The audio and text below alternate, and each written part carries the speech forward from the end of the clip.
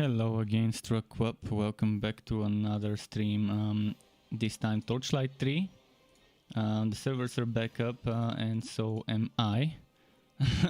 With Torchlight 3 instead of Paladins. Let me just quickly wrap up some things here on my end. And then we should be ready to go. I don't think there's any preparations more. So let's jump into the server.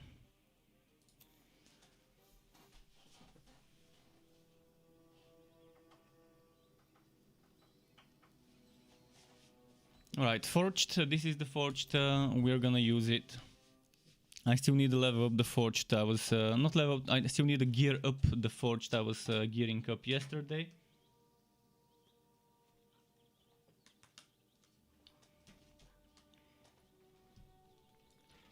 So, which one would I go for now? I guess it's time for Fazir, like yesterday.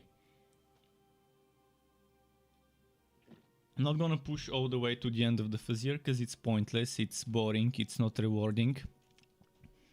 And it takes a long time and the enemies are bullet spongy. And the gear is overpowered. The gear is so overpowered that it's silly. Big numbers, I'm not a fan of big numbers, I'm a fan of crunched numbers.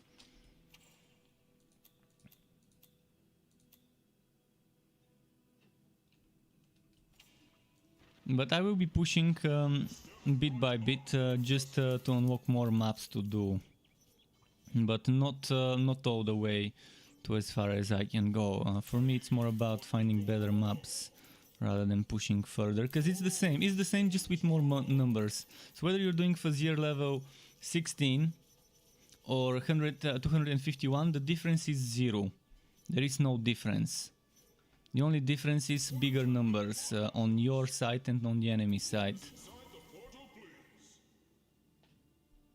But yeah, you're still getting the same amount of wood.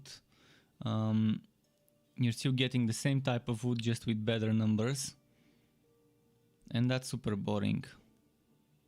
But yeah, today I couldn't do my video I was planning on doing because Torchlight 3 was down. And it's already too late, it's 6:30 in the evening. So if I were to do that video, it would probably take me an hour and a half, and then I wouldn't have much time to stream and farm. So let's just do this first. By the way, Angered Ancestors, why do I get Angered Ancestors twice in this map, in single player?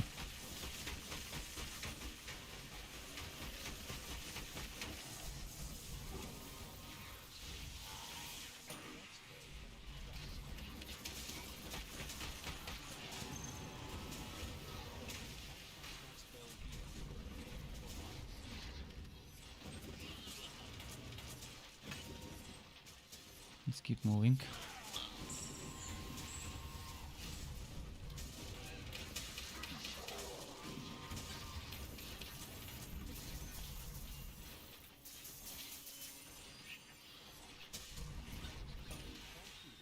There we go.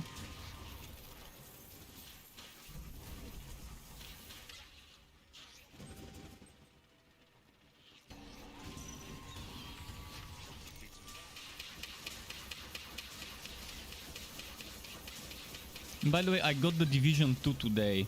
On the Epic Store, the Division 2 is 70% off, including the expansions. And if you have a Christmas coupon, and everyone should have a Christmas coupon, so I got $10 off on a game that's like 15, 16 or 17, depending, I guess. So instead of paying 17 euro, I paid 7 euro. I think 7.99, something like that. For a game that normally costs like 60 or something like that, including the expansion. So I think it's a pretty good bargain, and I'm gonna try and find some time to play the Division eventually, every now and then, maybe make some content for it. But I'm not counting on it being a major game. Just whenever I get bored of everything else there is to play, I wouldn't mind jumping into it. And I have two friends, two real life friends that play the game, actually 3 of them, but one of them doesn't play much anything, I guess. So yeah, it's good to have it. It's good to have it to jump into whenever. I mean, at the price they were selling it, I think it was worth it.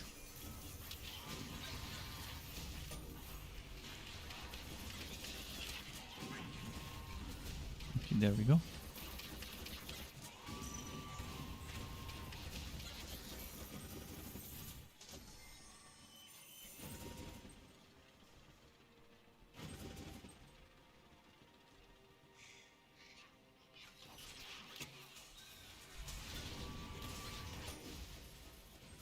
How many more nethering? I'm at 53% killed.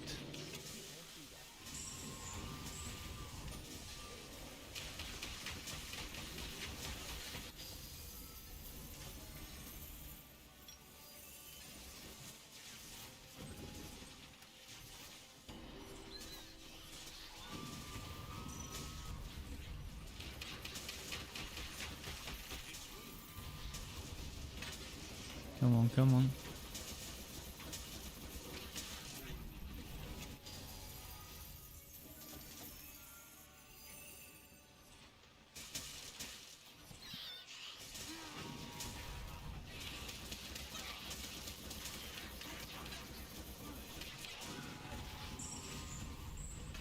It's gonna be hard to find items that give me damage to uppercut.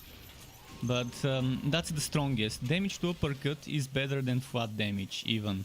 I've tested it on other builds, on other skills, and percent damage to X skill increases the damage you do with that skill much more than flat damage. Flat damage would increase the damage you do with every skill and everything else. But if that's your major damage skill that you spam most of the time and you rely on for damage, it might be better to just get the percent damage instead of the flat damage to that skill, especially if you stack 3 times that percent damage. Or you can get lucky and get flat damage and the percent damage on the same item. But yeah, who would have this luck? I know I haven't seen such a piece drop ever. For my chest piece, for example, or for my leg piece.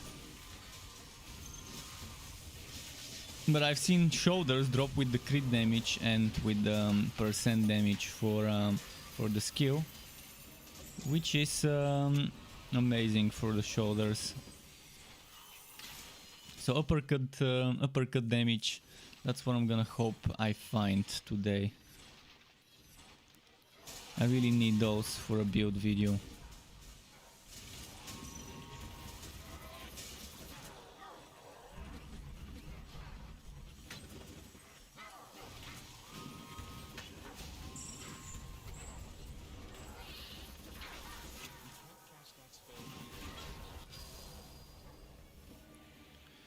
Okay, let's open here.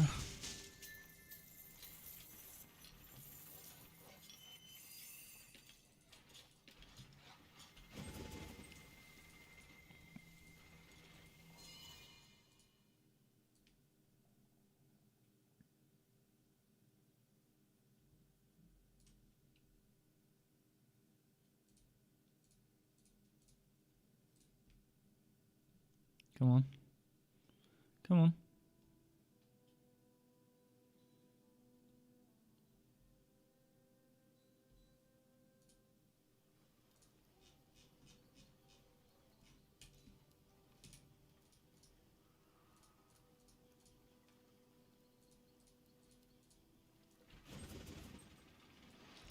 Anything to sell?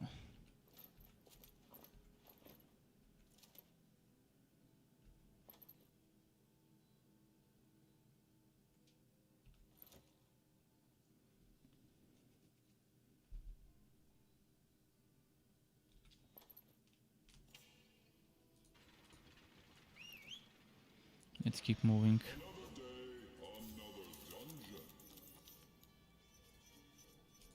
Gear Wookie. Let's do a Gear Wookie. I'm no longer farming fame, so right now I'm farming for gear. Not that I don't get gear by farming fame from the backs, from the bundles. But yeah. It's dropping more than before, so Trying to farm from drops is pretty decent.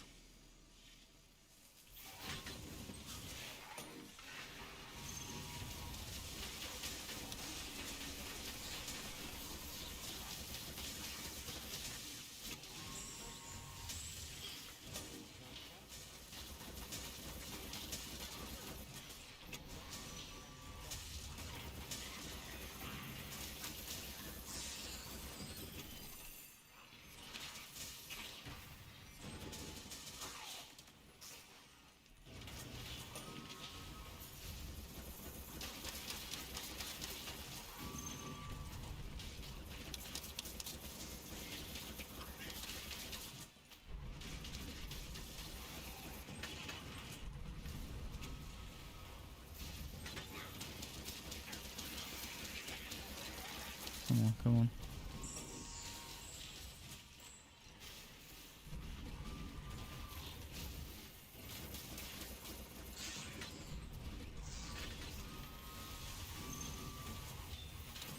How many more glands? 3 more glands.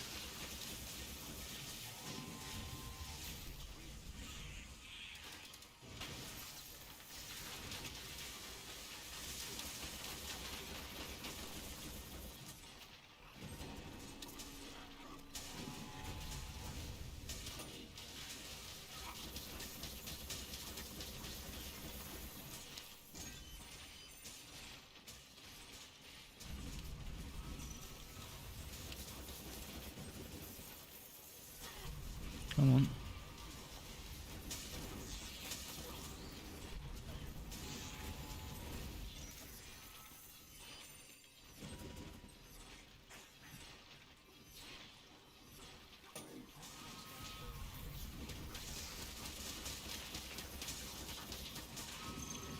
And boom.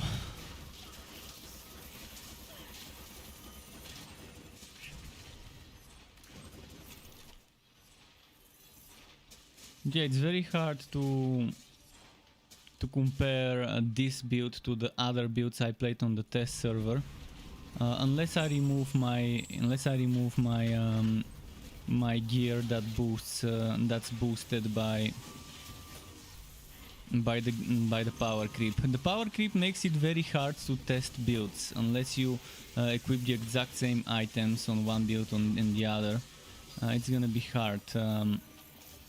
So I need to find like 8000 attack weapon later on when I'm making my build video, and use that 8000 attack weapon in the build rather than the 15,000 I'm using right now. Because I know I've used an 8000 weapon for my other forged builds after the rework. And it's only fair to test them at equal grounds. But I also had 3 items with damage to the main skill, to pressure shot, to fracking strike and critical mass, where here I don't even have 1 item with damage to them. This is rapid strike, this is hook shot, this is nada, so that's gonna take a while to farm. But tomorrow I'm gonna make a video for the secret level, as I promised. It would have been today if the server didn't go down.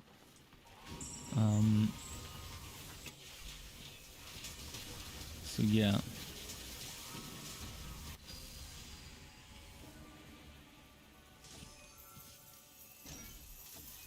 Still have no idea when this build is coming. It all depends whether I get lucky today or not with some items. Also not getting lucky with the reindeer pet, and we do know it exists.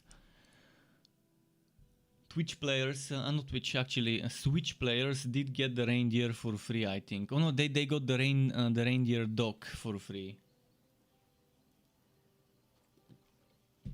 So I'm still wondering how rare that reindeer is.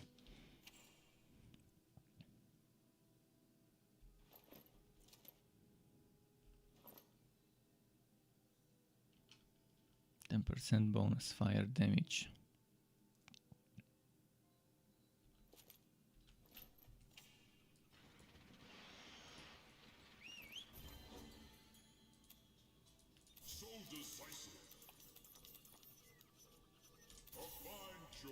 Let's do Kronk.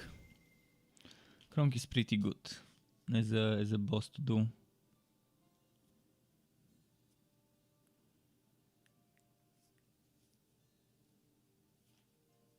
Oh, actually, that's the first big boss checkpoint from the quests that ask you to clear certain Fuzzier stages.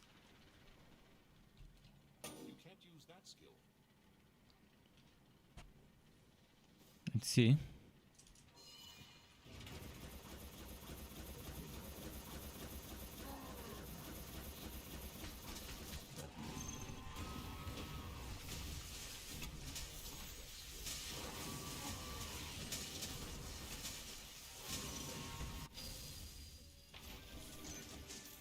You have finished a quest. A new quest. And exit.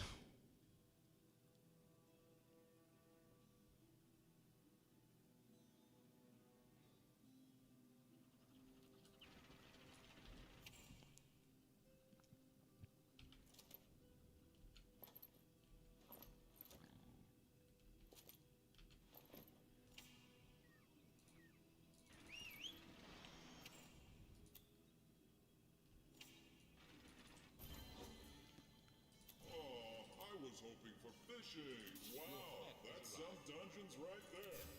Quoked, okay. That doesn't sound so tough. Time to slash, hack, and warp on back.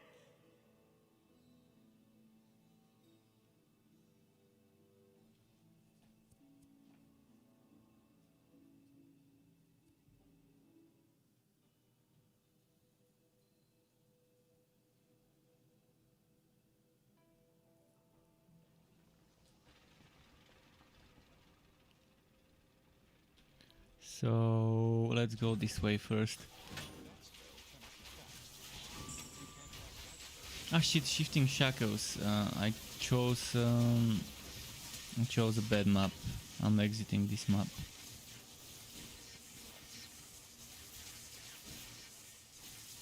Shifting shackles is boring and totally unnecessary. If it was 10-20 seconds and then switch, it would have been fine. But to keep a single skill swat, not a skill swat walked for this long is boring.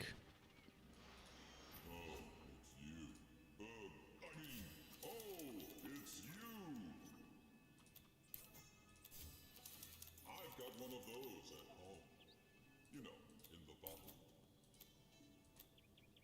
Let's do something normal. You're up to the challenge? If you think you can take it. Think they made a cutscene for that one? Come on, give me a good map. Give me a good map. Tied behind your back. There are no good maps, are there?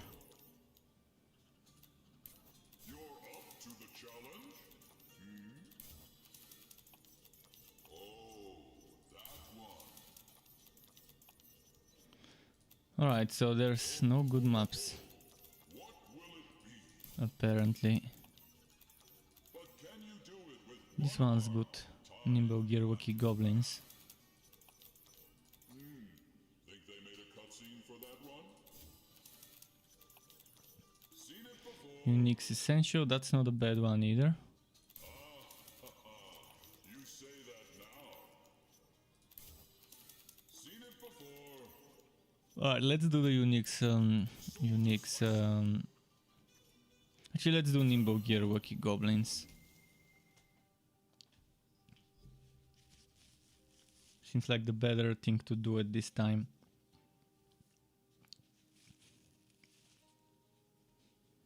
Oh, and someone followed me 20 hours ago while I was off stream. Elton823, I forgot to thank him. Thanks to Elton for following. Wusi Fitriani says hi. Hi Wusi Fitriani and welcome to my channel, to my YouTube channel. And welcome to anyone else watching on YouTube or Twitch. Nice seeing you here.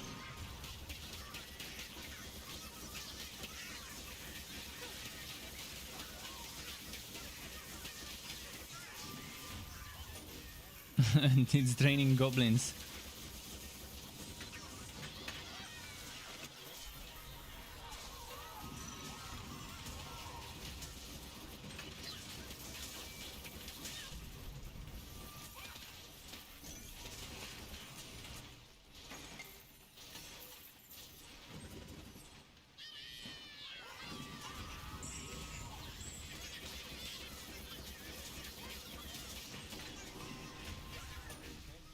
Boom. Oh, he missed the punch.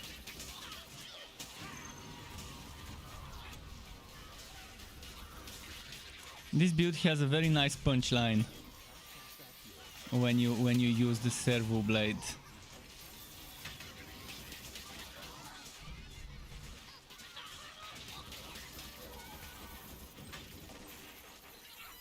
Let's see.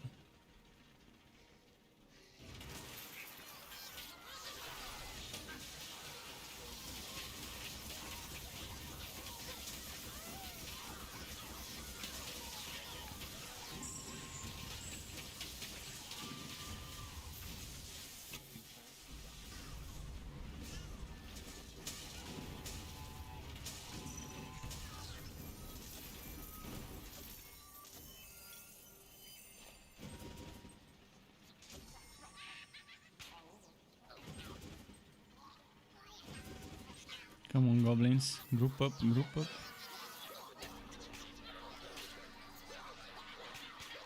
I think we can group them up like this.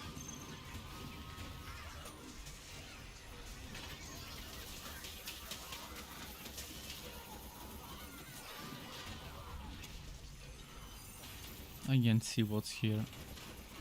I think this one was a purple.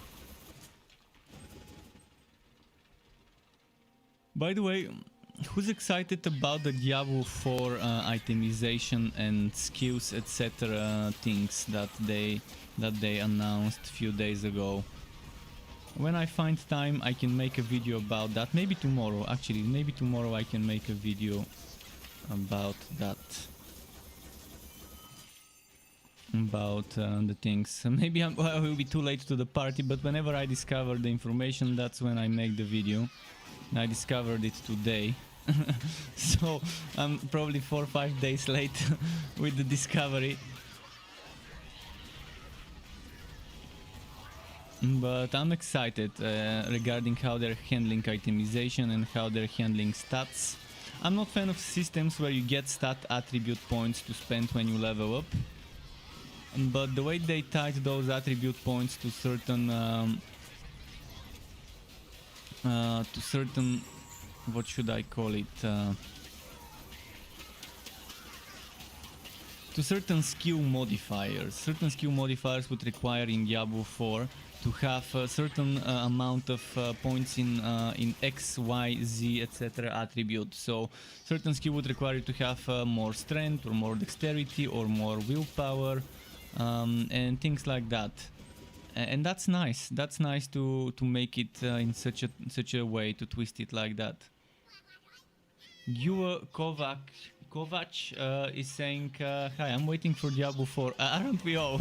Aren't we all waiting for Diablo 4? I mean, everyone wants Diablo 4. I want Diablo 4, I want Grim Dawn 2. Probably we're gonna get Diablo 4 before Grim Dawn 2.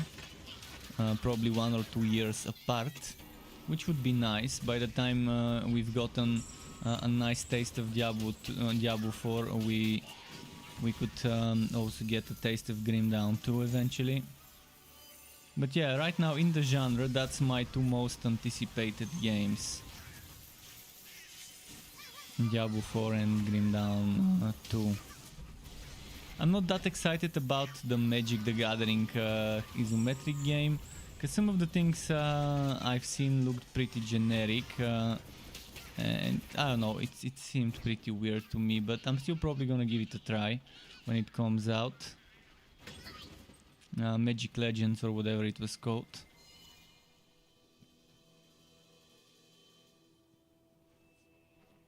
I'm also excited, not excited, but I'm also following Kill Squad. I really wish Kill Squad would end up becoming a good game when it's ready, when it's out of early access. If it ever comes out of early access. Rust Epoch is probably gonna launch next year as well.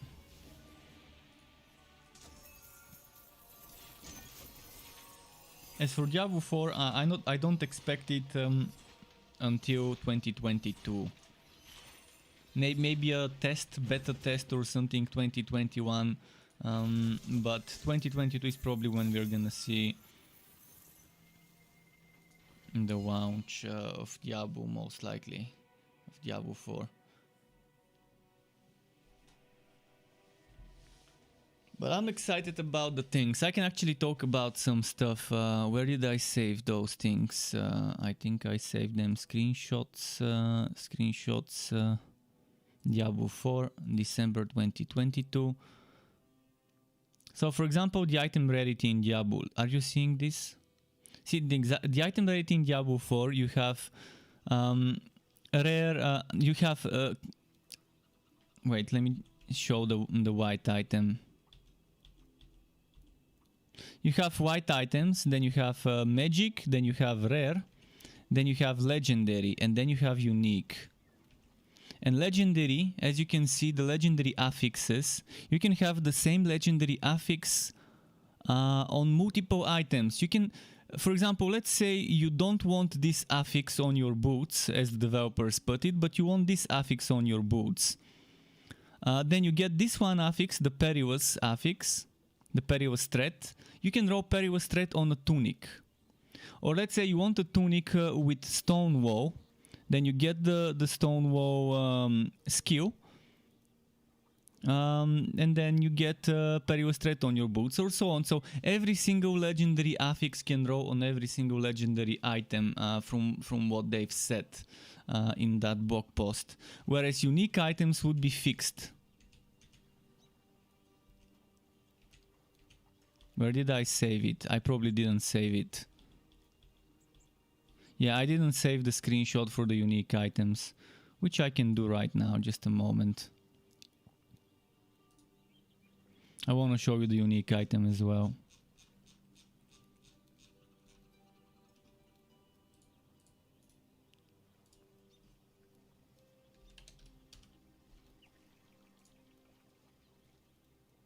So the unique item,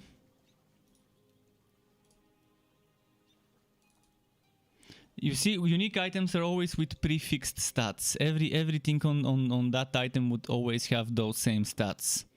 So the Plaguebringer, Cult of the Plaguebringer would always be like this. That exact same life, elite danger reduction, reduced potion cooldown, rank to hunt of the week, and this. Not sure if it always would have the same amount of sockets. Maybe it always would have the same amount of sockets. But yeah, unique items would be uniques, and they're getting rid of mythical items in Diablo 4. So that's something very good to keep in mind. I like how they're reworking the things. They're giving the property that they were thinking of giving mythical items, where a random legendary affix would roll on those. They put those into legendary. I'm not sure about set items. They didn't say anything about set items. Maybe there won't be set items. Or maybe there would be little set items that are 2-3 pieces. Not the boring ones from Diablo 3 where you get the set and then you're done. Because set items destroyed the variety in Diablo 3. The way they did set items in Diablo 3, it pretty much destroyed the build variety. It destroyed the itemization. The purposes of the system kind of twisted in a way. I didn't really like it. You collect 7 pieces of equipment and then you're done. You build around the skill that those pieces of equipment make stronger. It's much better if you combine legendary items and one unique item. You can only wear one unique item. If you didn't notice, look at the bottom where it says limit 1 equipped. Limit 1 equipped. Limit 1 equipped. You can have only one unique item if that's true to the style they said. And then there's gonna be attack speed. See, attack speed, every weapon would have attack speed. You can see the wand and the staff. This is very fast attack speed, this is slow attack speed. And this is gonna this is gonna affect your casting speed of frost bolts and other spells. For example, this is with the staff, it's attacking slower, but it's gonna do more damage. This is with the wand, it's attacking quicker, but does less damage.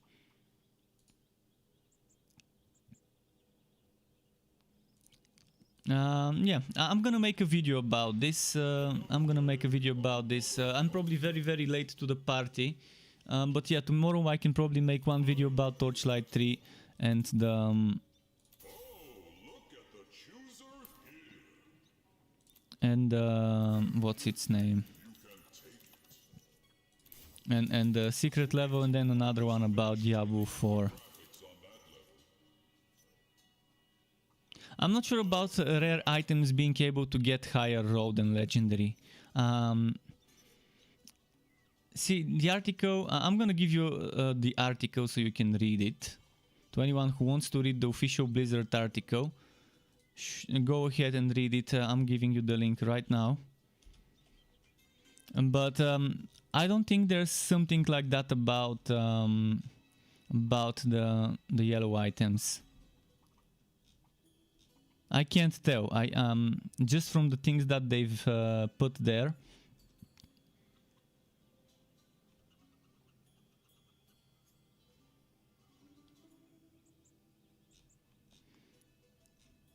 So yeah, if you see something mentioned in the article about this, about rare items being able to get better rolls than legendary, do let me know. I'm gonna reread it multiple times before making my video about it. But that's gonna be tomorrow, because I need to get my hands on some footage to use in the background as gameplay, or some trailer footage to use in the background while talking about the screenshots and things. And I'm gonna try and do that tomorrow. I can probably get the footage tonight and then do the editing tomorrow.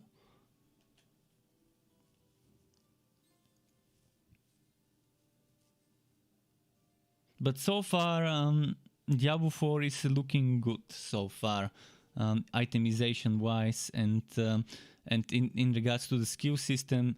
I'm just never a fan of games where you have to spend your attribute points, where you get attribute points as you level up and you have to spend them. But by tying attribute points to skill modifiers or skill modifiers to attribute points, they're making it fun and interesting. Because I know if I want this skill modifier, I need to put points into that one attribute and have at least 100 or 200 of that one attribute. So that's gonna be interesting. By deciding what skills you use, you're gonna be kind of deciding what attribute points to spend your skill points in. And if you wanna focus on one attribute, you're gonna be sticking to specific skill modifiers most likely. Andre Rubus says, nice videos. Here I'm looking for some sort of rank in Torchlight 3. Just wanna get some inspiration to create my own build. Is there some website or something that could possibly help you? I don't understand what you mean by ranks. Ranks, what do you mean? If you want, let me finish this map, because there's a skeleton constantly chasing me, and I can't stop and pause. So once I'm done with this map, I can try and answer any question you might need. I do have a lot of builds on my website, on struckquilp.xyz. I do have a lot of builds, but since you want to make your own build, then maybe that's not gonna be for you. But I do have various guides, beginner guides, etc. Some of those I need to update after some of the recent changes that they made. Those guides would need a refresh, and next year I will be updating, maybe at the start of the year, a lot of my guide content for this game, to be more recent and maybe make some more new tips and hints. Dungeon levels, that's what you're talking about, ranks. Okay. Yeah, I'm right now at Fazir Challenge 33. I'm at Fazir Challenge 33 right now.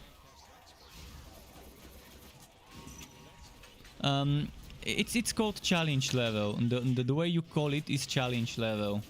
It's over here, challenge level. So if you're looking to get higher in the challenge level, you just need to focus on more meta skills, meta abilities, and defense really helps you. Currently with the power creep, everything becomes super easy as long as you get lucky, and as long as you synergize your build the right way, and you sock it for defense and you sock it for flat damage, then you're not gonna have a problem. Flat damage is probably the best you can get as a socketing stat on a weapon, and if you're using a focus item on that one too.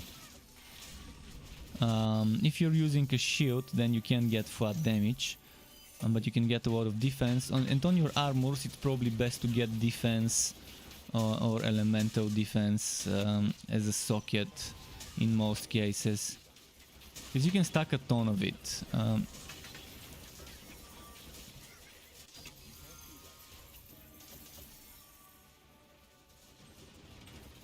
You've got level 60 electrode sharpshooter and you're struggling at level 30 dungeon. What skills are you using on your electrode sharpshooter? Are you using chaotic strikes or walkaway storm, or are you using conjure electrode? I would say stay away from conjure electrode. Conjure electrode I would only use maybe on mage skills. On mage builds for casting speed, although casting speed does make chaotic, not chaotic, but targeted strikes stronger, faster. I mean, it makes every single skill you use faster, but I think it's still not gonna be worth using compared to chaotic strikes or walkaway storm. You really want 5 points into lightning strike on electrode, regardless what build you make. The electrode is all about proccing those lightning strikes. That's a huge source of damage, and targeted strikes is one of the best skills, if not the best skill for a sharpshooter. So if you want to push further, max out targeted strikes, get tier 2 reload if you need it, maybe even tier 3 reload if you think you're running out of ammo. It's really gonna help you. And the gear really matters. If you want to go high in this game, you really need the right gear. If you get items that give you % damage to targeted strikes, this would be amazing for your DPS.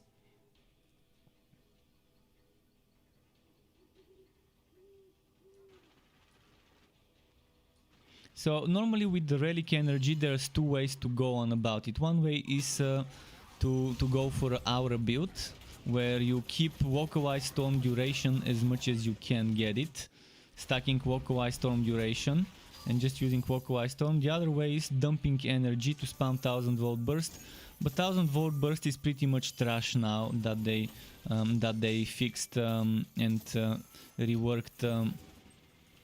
They reworked the 1000 volt burst tier 3. So probably getting 1000 volt burst to tier 2 or tier 1 is enough.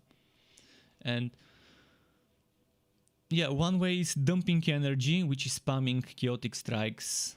The other way is going walkaway storm, or you can use walkaway storm right before spamming chaotic strikes, and that increases the damage of your chaotic strikes. And that's not a bad approach either.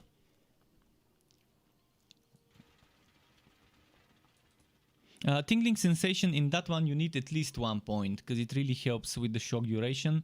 The chance to shock one is also pretty great, but yeah, you need tier 2. Let me quickly open my browser when I'm talking, because you said electrode sharpshooter.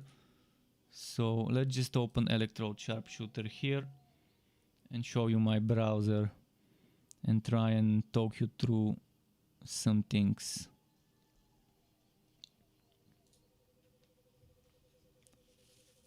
So yeah, you can see you probably want to have this at 8 points plus 2. You probably want to have this at 4 points plus 2 or 8 points plus 2, up to you. You probably would want to have this at 8 points plus 2. with the infectious shooter pistol, then you really need Warrior Shasta tier 2. 4 points plus 2, so you can get 50% increased damage to taunted targets. This one would taunt. This one, I would strongly suggest get it to tier 2. Tier 2, so 4 points plus 2 for the cooldown, and this cooldown applies to Revolt. And Revolt now should be able to reset the cooldown of Scout's Bones. They finally fixed it. And that should really work well, because before it wouldn't reset the cooldown of Scout's Bones. Or Sacrifice to Goose, I think. You probably would want Relic Energy Charge Rate. You probably would want Relic Energy Damage. Maybe Healing. Actually, you want this one maxed out. You want probably... I'm not sure if you're focusing on Chaotic Strikes maxed out. But let's say you're doing Chaotic Strikes maxed out. Then maybe 3 points here maybe. Maybe you have 5 points here, maybe you have 1 point here, 5 points here, 1 point here. Whenever you see 1, it means 1 plus 2 from the set items. And are you using Curse of PP? If you're dying, you can try and squeeze Curse of PP in the build. Curse of PP would really help you make the enemies do less damage. So with this way I spend the skill points, you have 4 points you can put. You can either put them over here, or you can keep this at level 1 and put them over here so you can heal.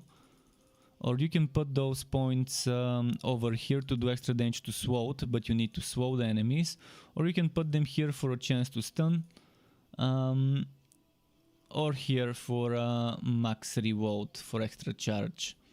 There's ways to do it, it's flexible, but I think that's probably going to be your base, your skeleton, and from there you can modify. And you want this infectious shooter, you want this one over there.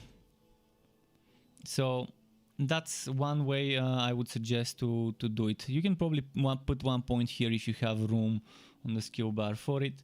So let's switch this one and go back into the game.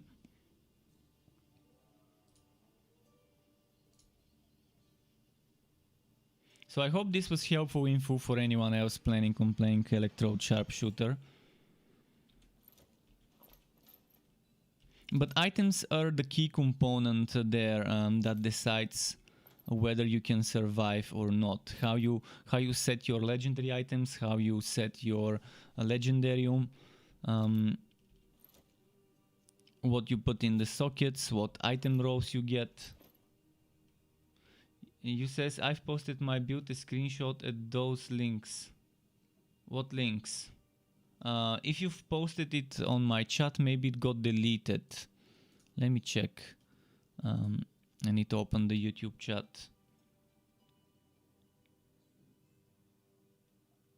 You're using goblins. If you're using goblins, then goblins are very good because they also proc. Every time a goblin hits an enemy, it can proc lightning strike. Can, not will, but can. So if you're using the goblins, that completely changes. Then you're using more like my... just a moment, where was it? Over here. So if you're using goblins, I don't suggest getting the brute. It's not really worth it. I think tier 1 goblin is more than enough. Damage for your pet only applies to the actual pet. I think tier 1 goblin is enough if you want them for meat shield and to proc things. And if you're using the rifle with leadership, you can get extra... this one. You can get extra 3 goblins. Another thing you can consider is Sword of the Lost Legion. Sword of the Lost Legion would give you a skill that you can put on your skill bar. You can put it on your skill bar and it summons every 60 seconds 10 skeletons. When they fixed Frost Wall, and Frost Wall is a shield, I can show you just a moment. So Frost Wall is that new shield that gives you 25 or 50% cooldown reduction to item granted skills. I guess I can't show you right now because it's in my storage. but I'm gonna show you from the Legendarium what it looks like. And when they fix Frost Woe, it would be able to get the cooldown of Sword of the Lost Legion to 45 or 30 seconds, based on whether you have a second item from the set or not. And that's nice because that's 10 extra goblins, and 3 of them are ranged, not goblins, skeletons, and 3 of those are ranged. And then if you combine it with a Bone Raiser and Bone Walker, that's another 10 skeletons, 3 of those ranged. And the Bone Walker, Bone Raiser work in a very weird way. You can wear one item, like the Bone Walker, and then you can put the Bone Raiser in the Legendarium, and it would still work. Whereas with the Frost Woe, you need to wear both items: the Frost Woe, the Glacier's Edge, or the Frost Woe and the North Mace. So that needs to be kept in mind.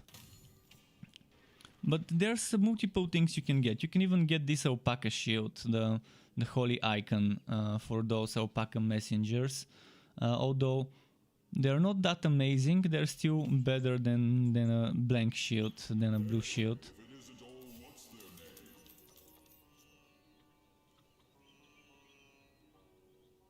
Let's do this one. So I hope this is useful info. And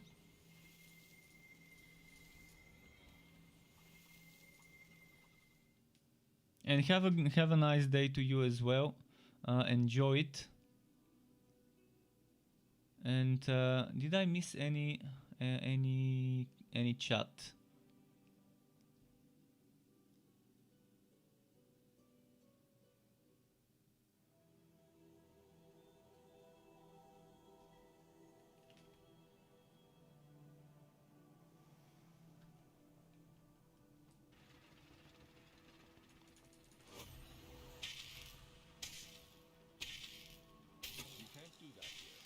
And yeah, if you need this build calculator, I can give you the link to Papi's build calculator. I think I have a command, but I forgot the command, so I'm gonna kill those enemies here, and I can give you the link to the build calculator.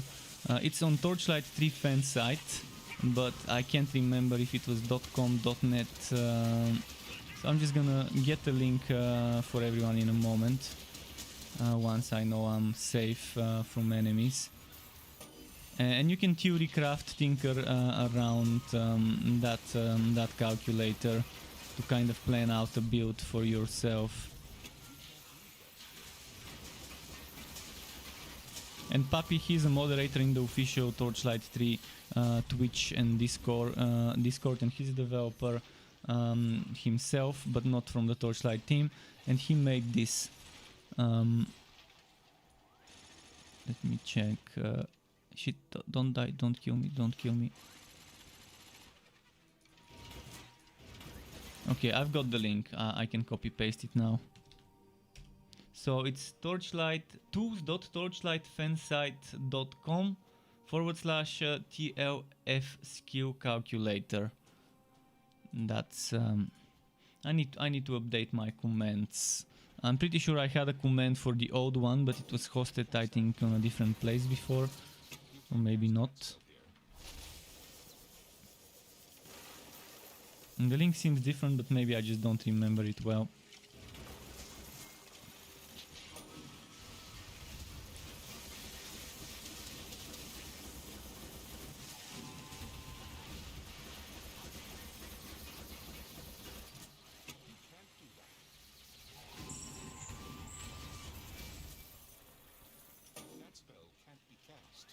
And you're welcome. As well, thank you for watching my content, to everyone who is currently watching.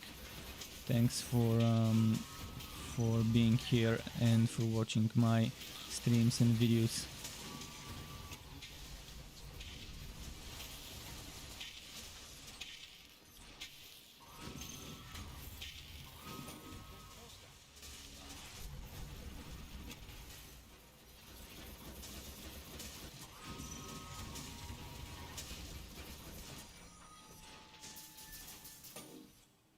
Right, let's keep moving.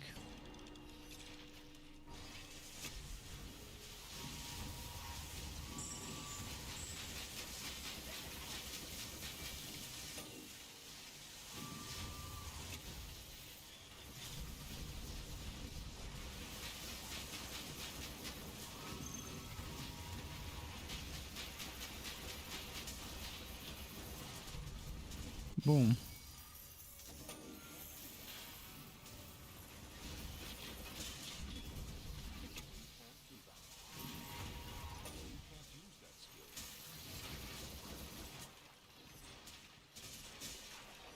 can't do that here.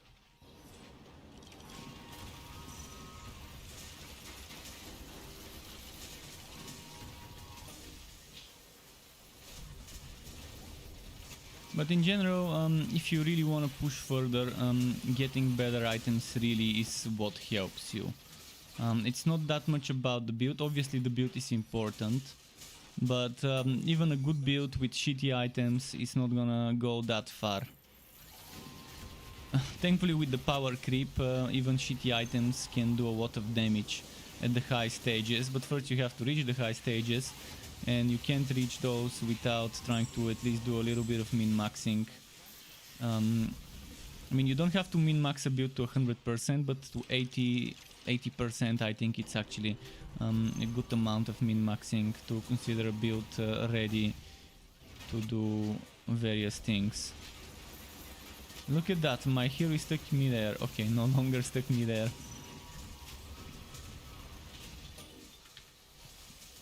The floating forged, eh?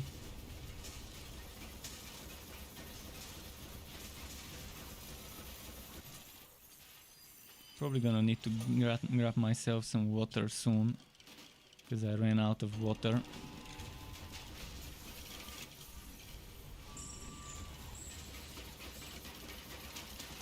Buddy Barrow says he personally thinks Torchlight 2 is better. I think it's better with mods. I think without mods it's not. But that's again personal opinions. Everyone has their own. And yeah, I personally like Torchlight 3 more than Torchlight 2 if we remove the mods from the equation. If we say Torchlight 2 without mods.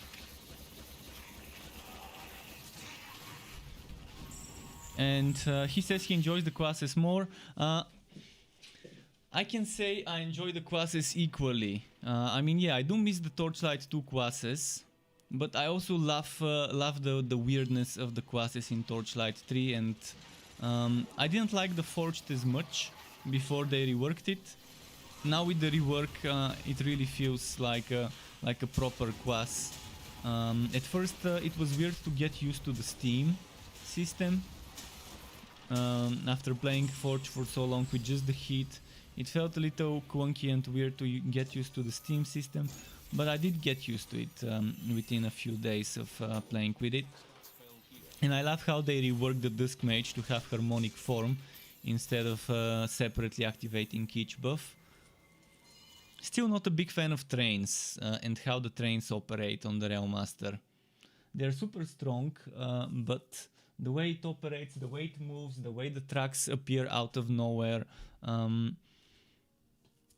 there's something that feels wrong about the Realm Master to me, the Train Realm Master. That's why I normally stick to Slammer builds when I play Realm Master. And the Sharpshooter is the closest thing to a traditional class. The Sharpshooter is the closest thing to the classes you see in other games, without all those Torchlight distinguishing gimmicks. Torchlight 3 distinguishing gimmicks. And that's why probably the Sharpshooter is the most popular class, I think. At least when I check what builds people watch the most, Sharpshooter is the most watched on my channel from all my builds. When I compare the numbers. Forged builds were the least watched builds. And those numbers, I guess, reflect in a way what the community is looking for, what the community wants to play.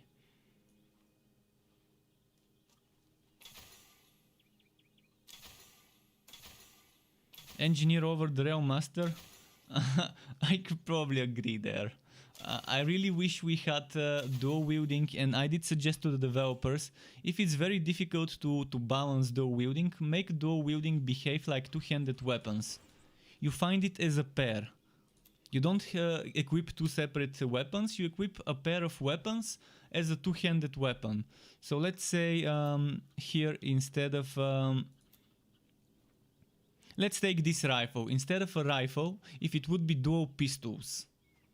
and you equip it as a two-handed weapon, but it gets the stats of a two-handed weapon, but visually it shows you equipping two pistols, and it shoots one then the other.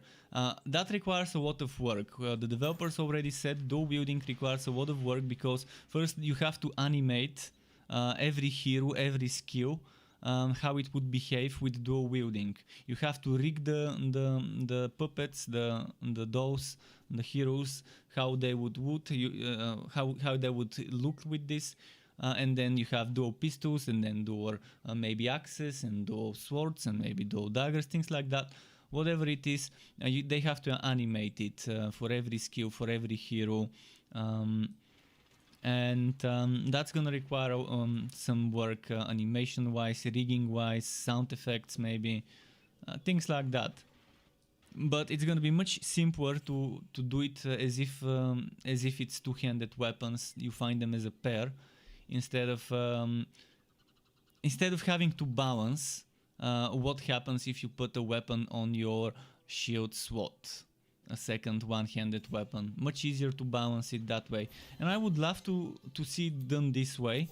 If it's easier, if it means eventually we can see dual wielding in the game and a class that dual wields like the Berserker, it would be pretty fun. Or like the Outlander that used to dual wield pistols and things like that. But for now I think their focus won't be on new classes for the foreseeable future. Maybe until the first major expansion or whatever.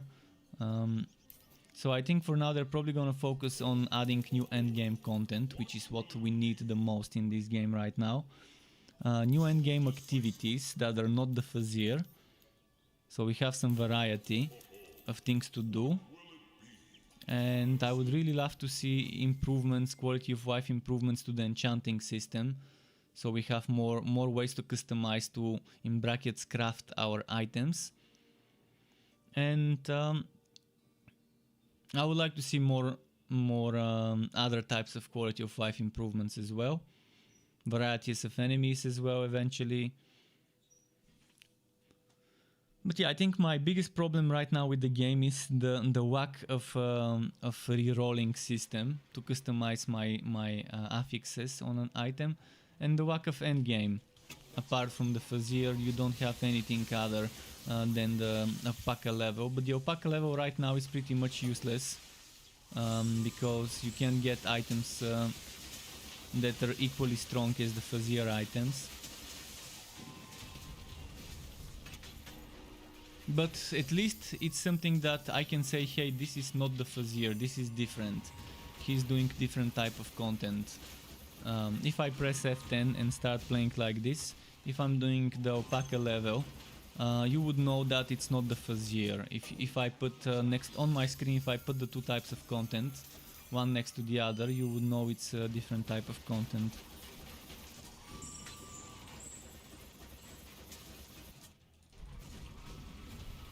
Whereas if I were to do a Mapworks map, you wouldn't be able to tell the difference whether it's a Mapworks map or not, whether it's a Fazir map or not.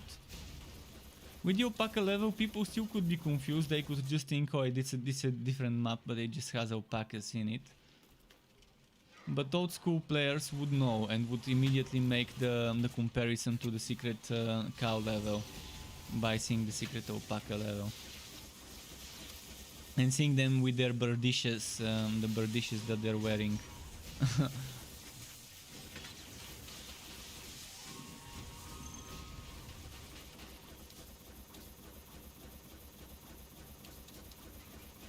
First thing you wanted to place dual wield forged. Ah, yeah, that would be interesting.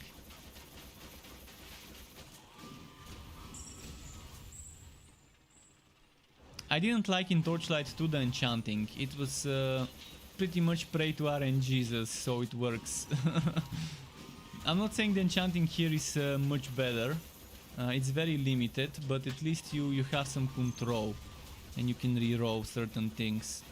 Although it would have been nice if I could just enchant every socket separately, and if I want to remove or disenchant an item, to only disenchant a certain SWAT, not all SWATs, would be much better that way.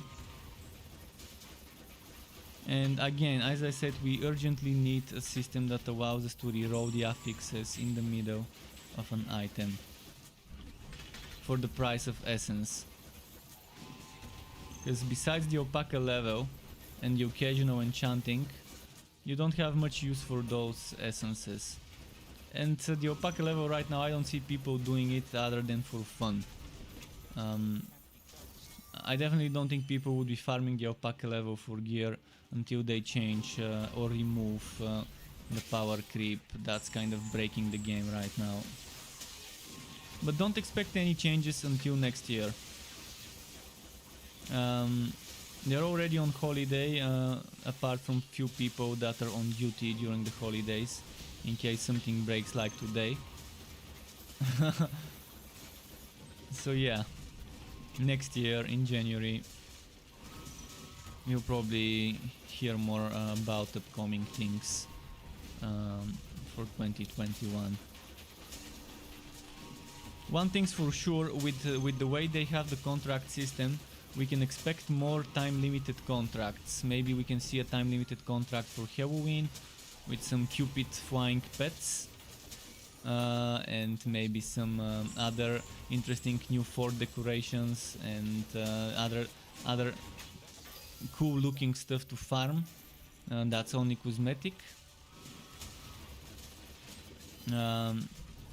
So yeah, the way they've got their pet system and fort system designed, they can always give us new skins and new things, new props to farm with limited time contracts every few months. And that's good because it's just cosmetic stuff. And apart from that, they could start working probably on some types of new endgame activities and maybe start working on new acts for a big expansion that you buy. I wouldn't mind getting a new act that takes us from level 45-6 to like level 55, maybe 60.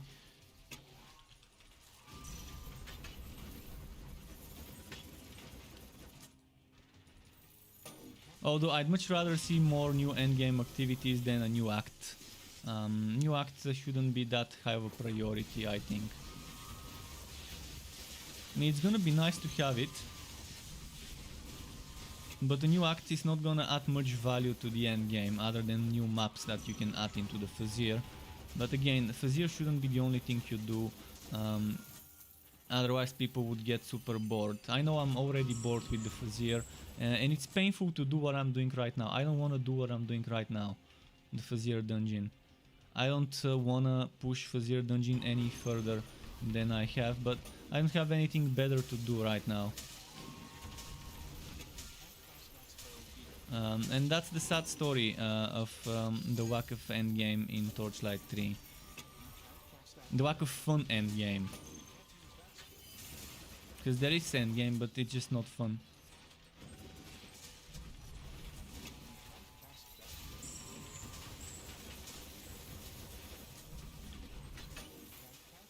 And I'm a fan of rifting systems, especially ones that have a limit like this one. I'm just not a fan of how they've done this and how many levels they've added, unnecessarily many levels.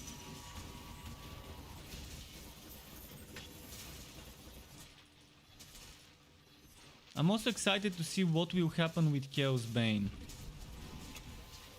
So far the game is pretty dead when it comes to co-op, but it still has a lot of potential untapped in there.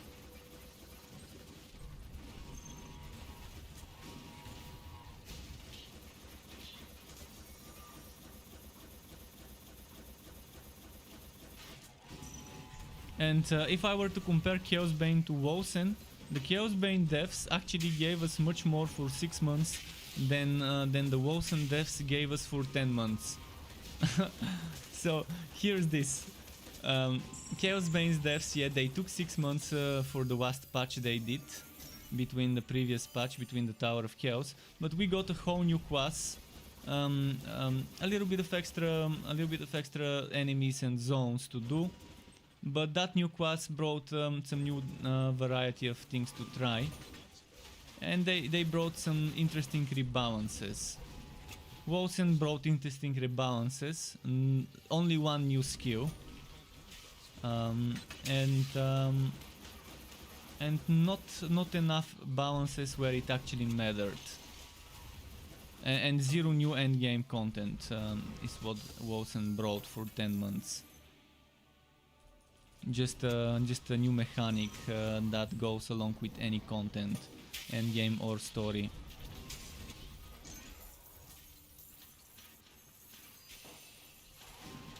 And they're roughly probably the same size. Actually, I think Chaos Bane most likely has a smaller team than Wilson does. And they're both French companies, so it's good to compare the games. Both are French small dev indie studios.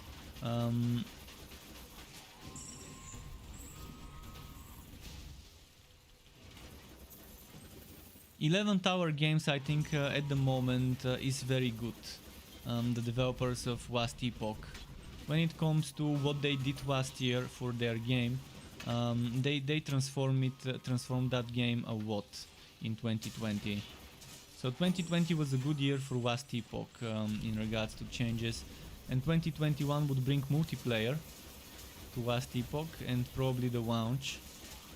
So I'm definitely gonna wanna try it in multiplayer when it's ready. Alright, let's go kill us a boss.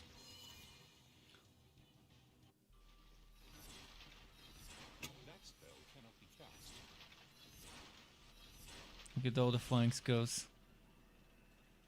Damn, I really need a drink. I really need to go get myself a beer or some water. Probably beer would be a bad choice because I'm just gonna become more thirsty than I am from the salt and sugar or whatever they put inside.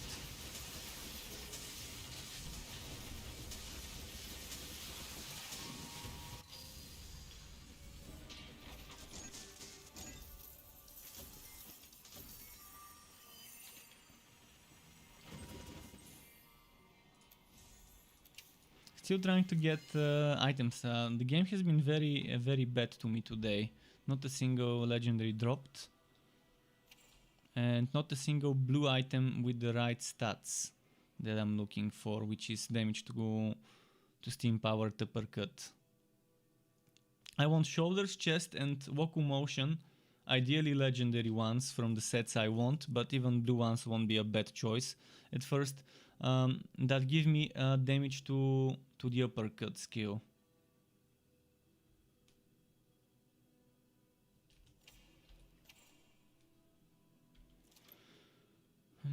Unlucky. Wait, that might be actually... Yeah, shit.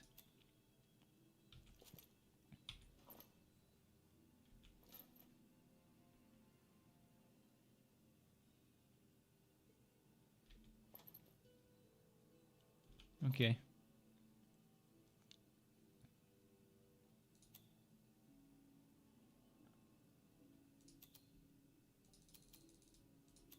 See, I'm gonna take a very short break to go get myself some water in my water pitcher, because I ran out of water. So give me like 60 seconds or 90 seconds or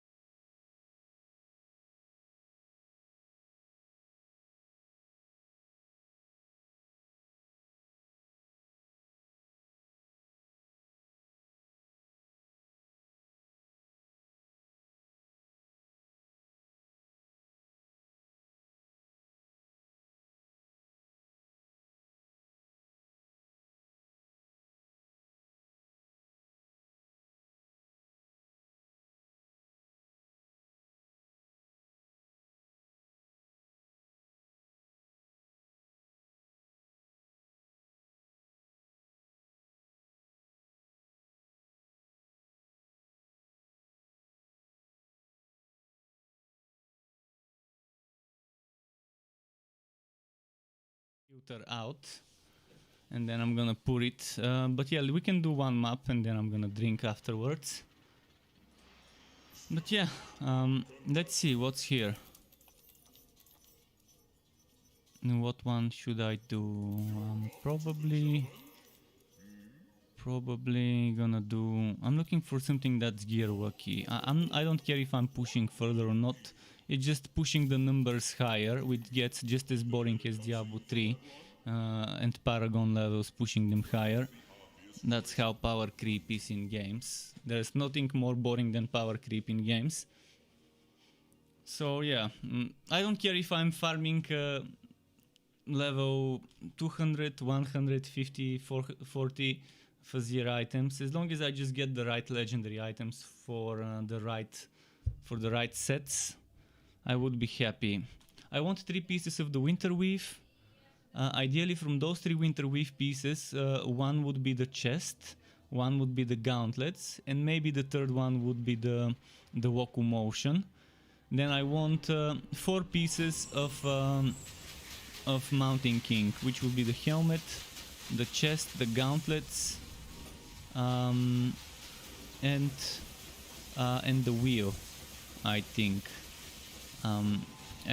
Since I want wheel from the Winter Weave and Mountain King, and I want the chest from the Mountain King and the Winter Weave, one of each, regardless which one, but from each set one would need to be in the Legendarium, while the other one is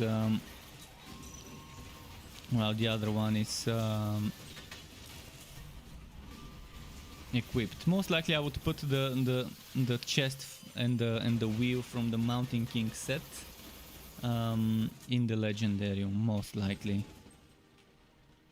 It depends. I mean, it all depends what Winter Weave and what Mountain King pieces I'm getting. For example, I haven't gotten a single Winter Weave piece the past few days since I've been farming on this hero.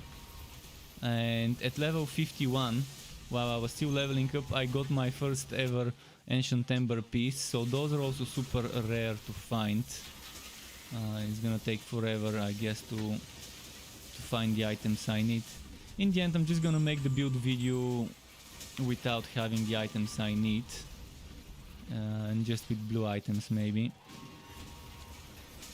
because I can't wait forever for the items to drop if they don't drop.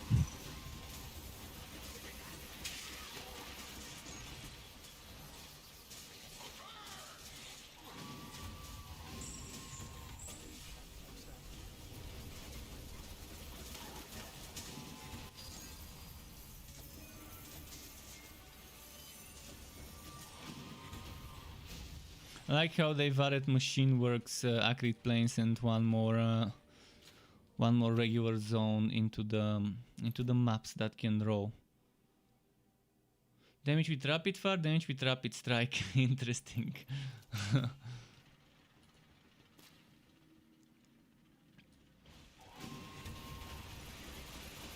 I'm wondering how strong would be if I focus on making a build with Rapid Fire and Electrodes, and just focus on spamming as much Rapid Fire as quickly as I can with the casting speed that you get from the Electrode, because casting speed would make you shoot quicker.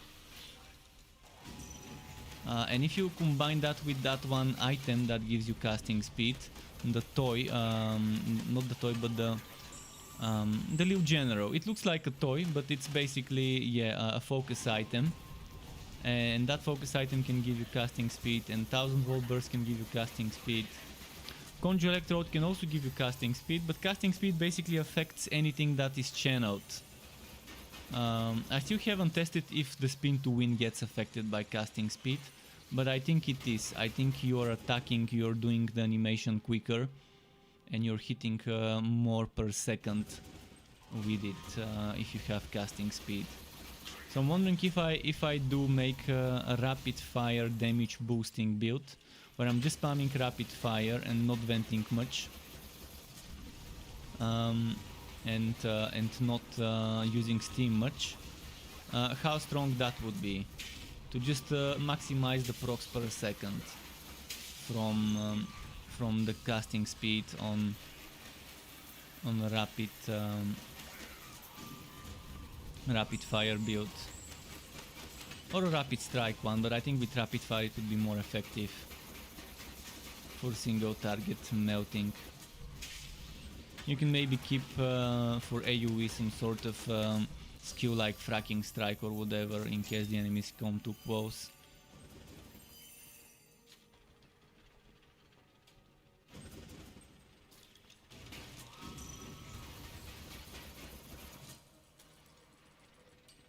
The next forge I level up would definitely be Electrode Forged. Because I've got a bunch of things to test there.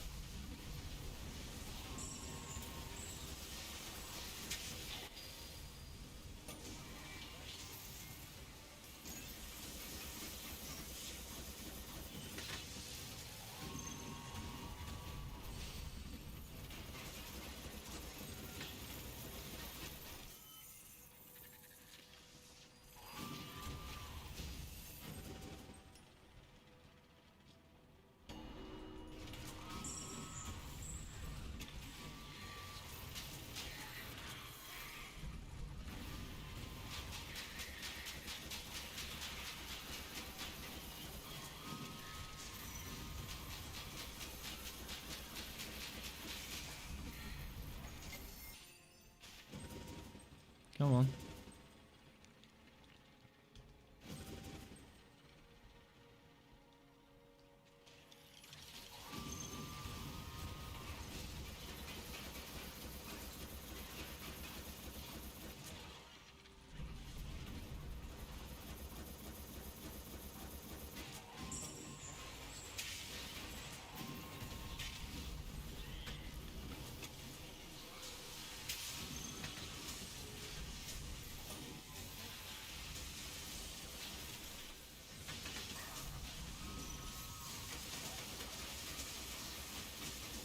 Come on, come on.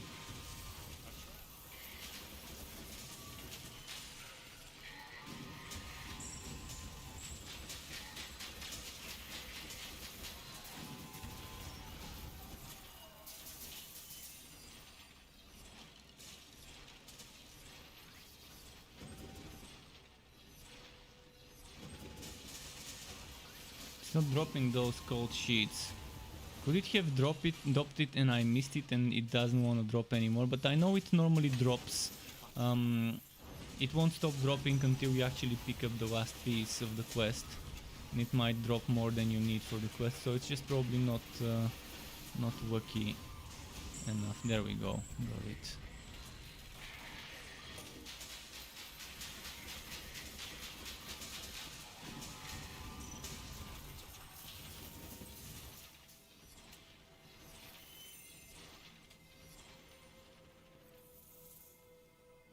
Let's go in.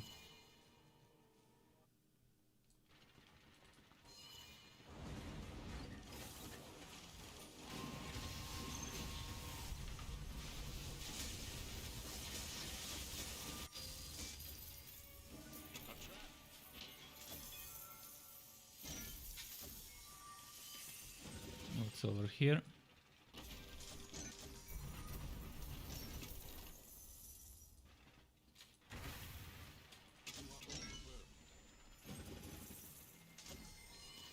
There. Okay, let me pour myself some water now.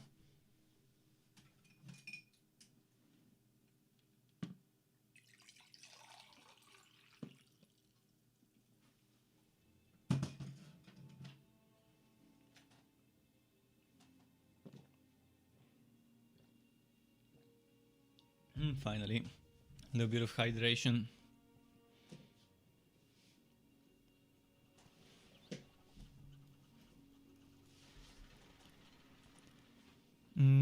Let's see what we need to get rid of. This.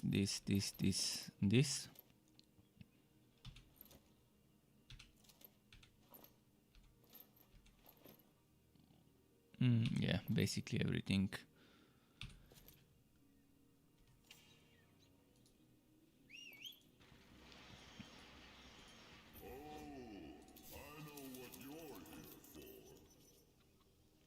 Infamous. I'm gonna do this one. Your pet has arrived.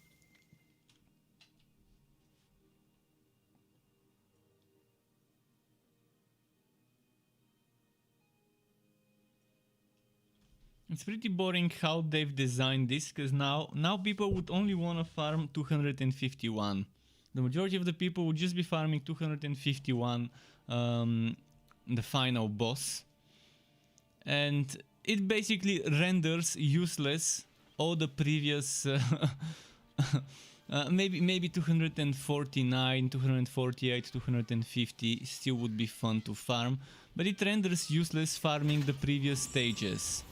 You've got so many different stages with so much variety, yet people would be just farming the final stage. This is what happens when you add power creep based on your progression and tied to your items. That's kind of what happens. You render 99.9% of your content useless with one mistake of an update, that power creep.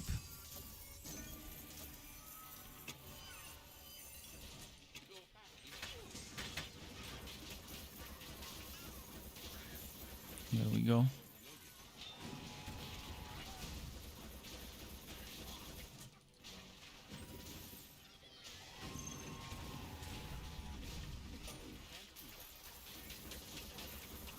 Now I'm really hoping they would revert and remove this this thing, the blue thing, the challenge bonus text. It was much better before without it.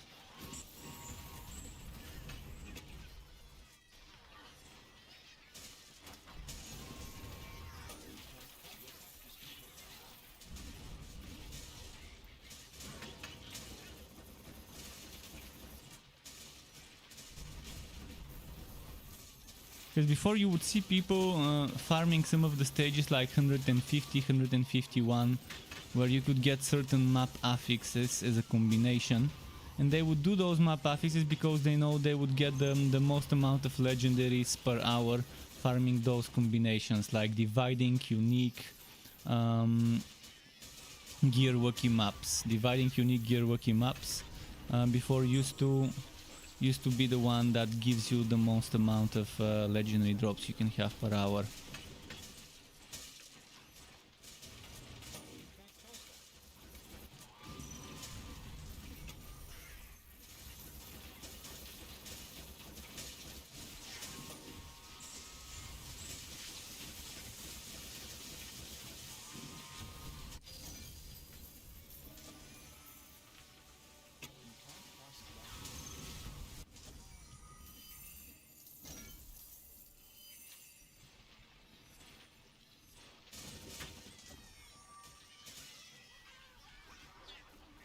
How many more goblins? Oh, a lot more.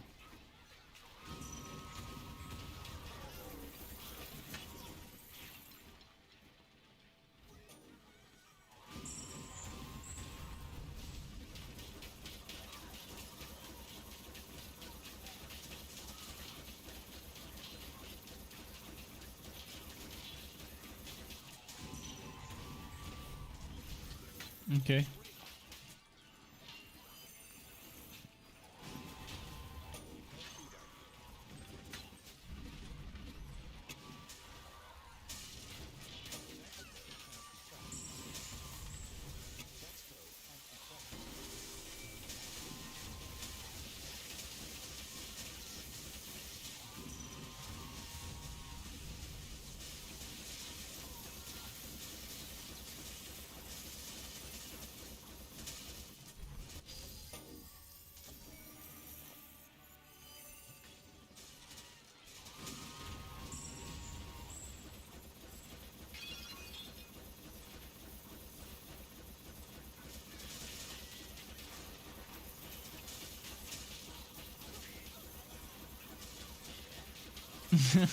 Just spinning. Let's try playing with just the spinning.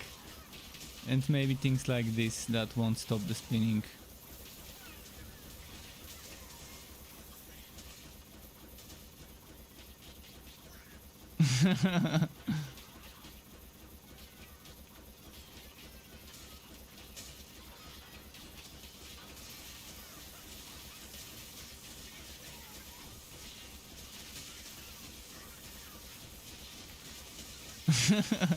It's not bad, but yeah, I have to stop it.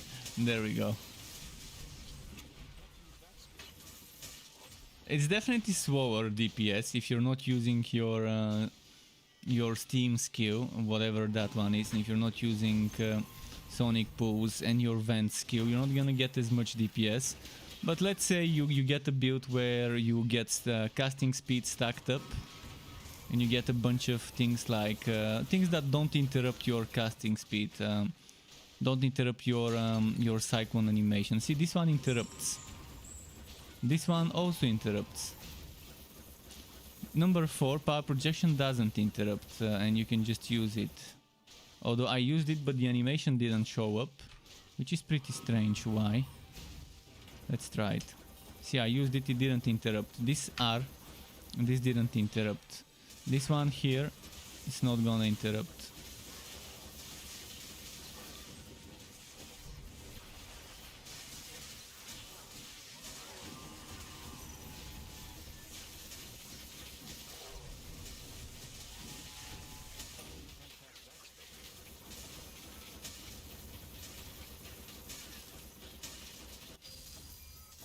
I wish Sonic Pulse wouldn't interrupt my animation.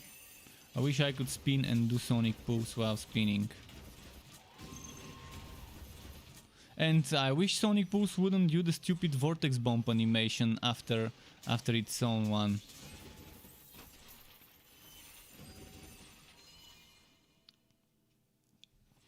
Yeah, it's been doing that for quite some time.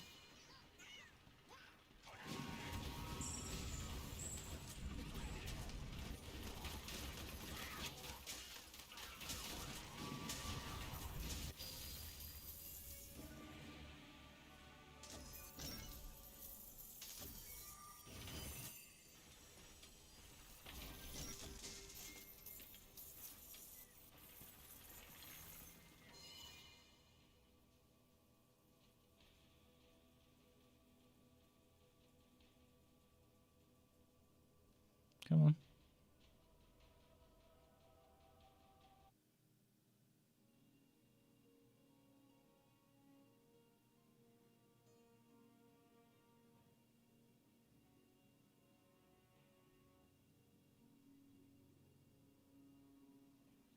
There we go.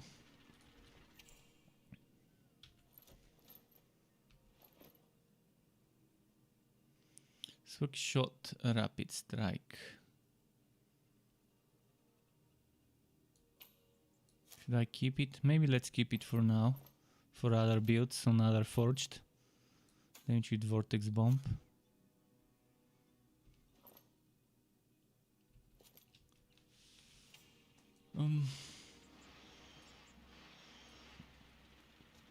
Let's go transmog a little.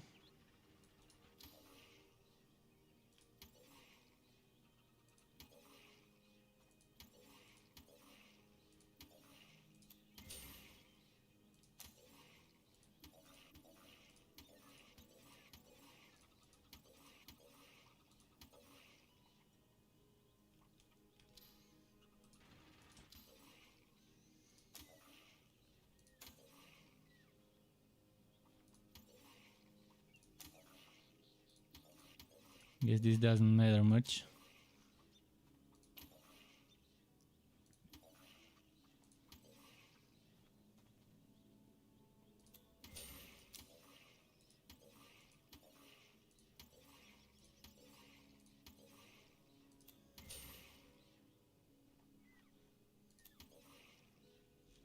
What should we make this one?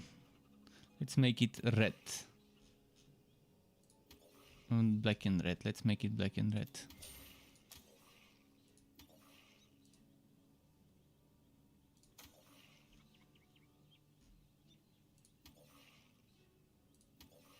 What's the difference between this one? Oh, no, it's the hat. The hat is black. Okay.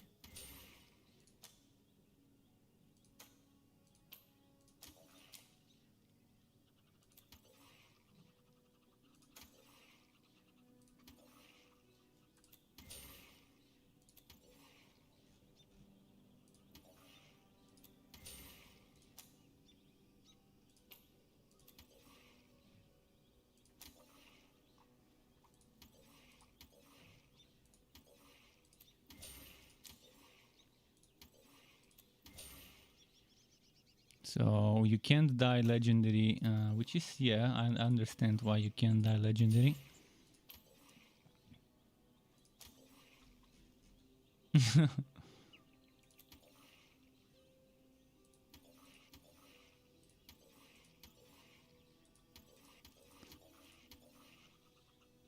Oh, it's this one, Warbuck.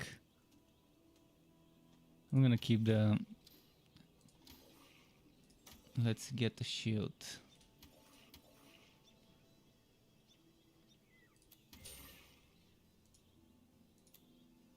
Oh, I can dye shields, I forgot.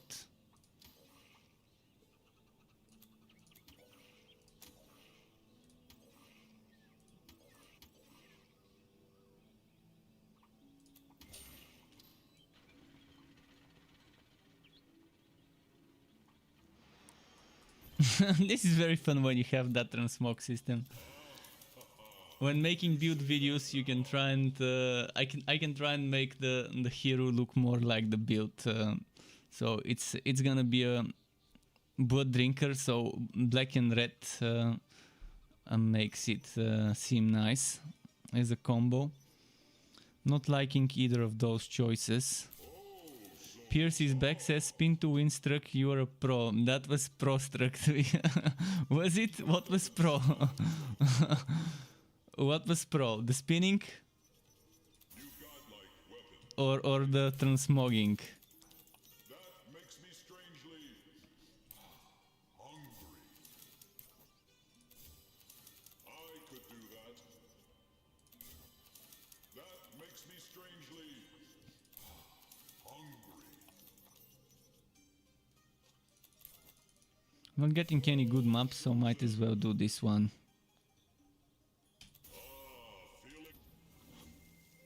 You enjoyed both of them, alright.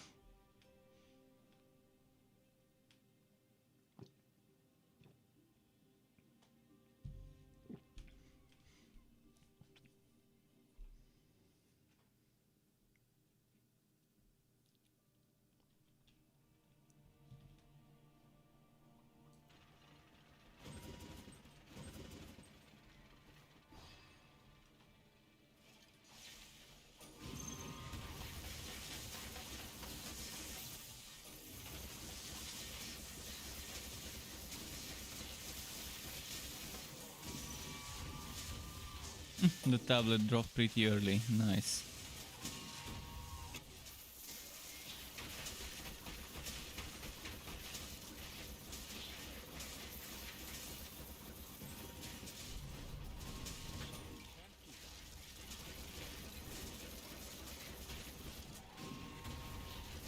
I wonder if we can ever get dice for our fort props. Not for all, but for some fort props. For example, the same way we have braziers with fire, why not give us the braziers with blue fire and braziers with red fire and green fire? So variants, maybe they're saving them for some events to give us reskins of some of the props. And when we have a grey wall, why not a white wall and then a black wall and maybe a red wall? And then when we have brown wood, kind of a dark brown wood, why not light brown wood? Like oak, cherry, all those different types of things. Maybe looking the same but with slightly different shading and tint. We do have different shading and tints of floors, but they also have different layouts and designs. Maybe they're saving reskins for later and would rather give us new fresh layouts, which I appreciate because I'd rather have new layouts than reskins. But reskins would be nice as well of some of the old stuff, especially for example the braziers that we have with fire in the fort. It would be nice to have ones with different types of flames on them, different colored flames.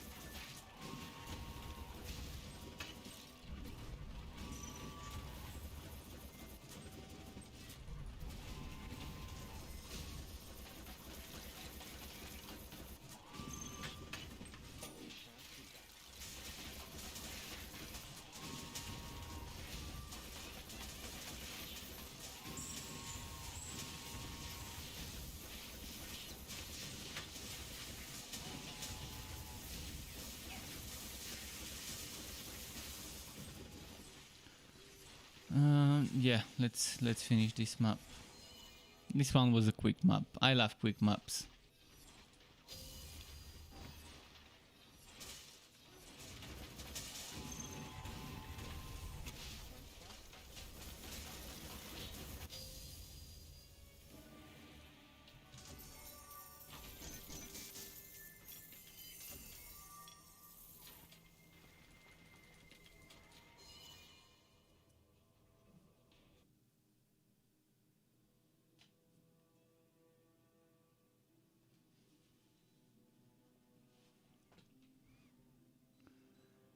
Okay, what's next?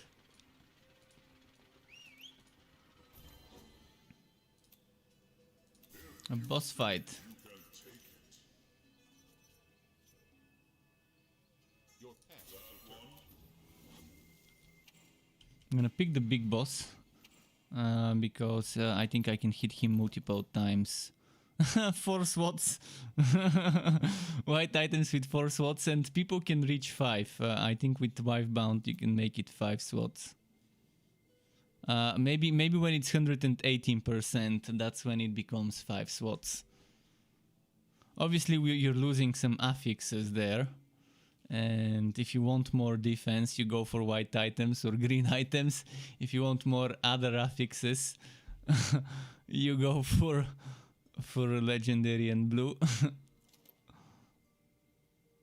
Damage to vortex bomb.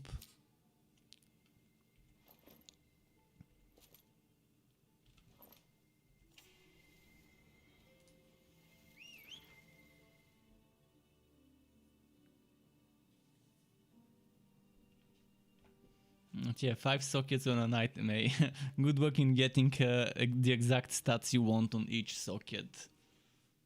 That means you have to get 5 consecutive enchants that give you the exact stat you want.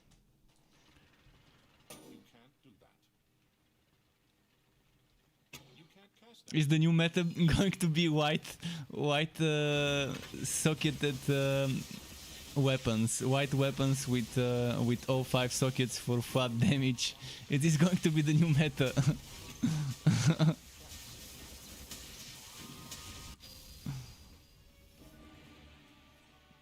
White gear meta, full white gear. Let's see those full white gear builds.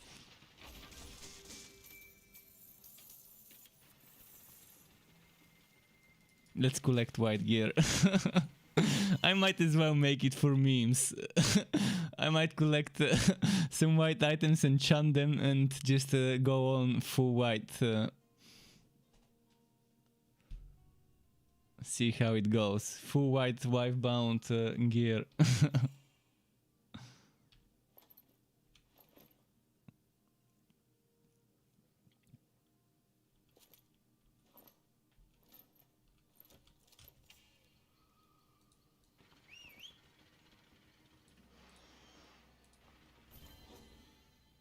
Oh, that's smart. Shifting shackles, yeah, and this is where I stop pushing. I just don't do shifting shackles. They need to make it switch the silence skill every 10-20 seconds, not every 2-3 minutes. This is where I start going backwards rather than forward. Honestly, I think you could do better. You say that now. Nicely chosen. That's nice.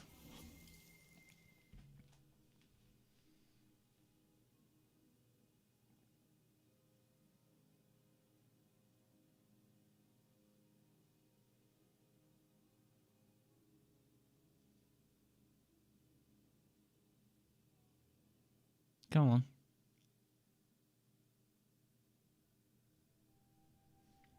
How many times is he gonna blink? Well, it didn't blink.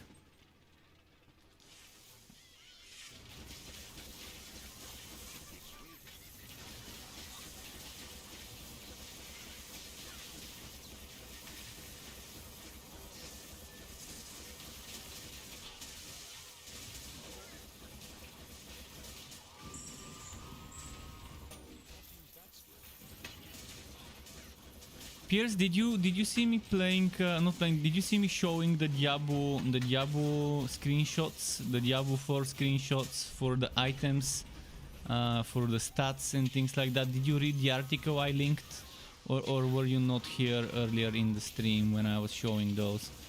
I'm sure you would appreciate what they're doing with Diablo, with its itemization and with the attribute system. I normally think attribute systems are boring, but the way they're doing it seems fun. Requiring certain attributes to unlock certain skill modifiers would be pretty amazing. Would make it straightforward. If you're using this attribute, then you would be using those skill modifiers and things like that.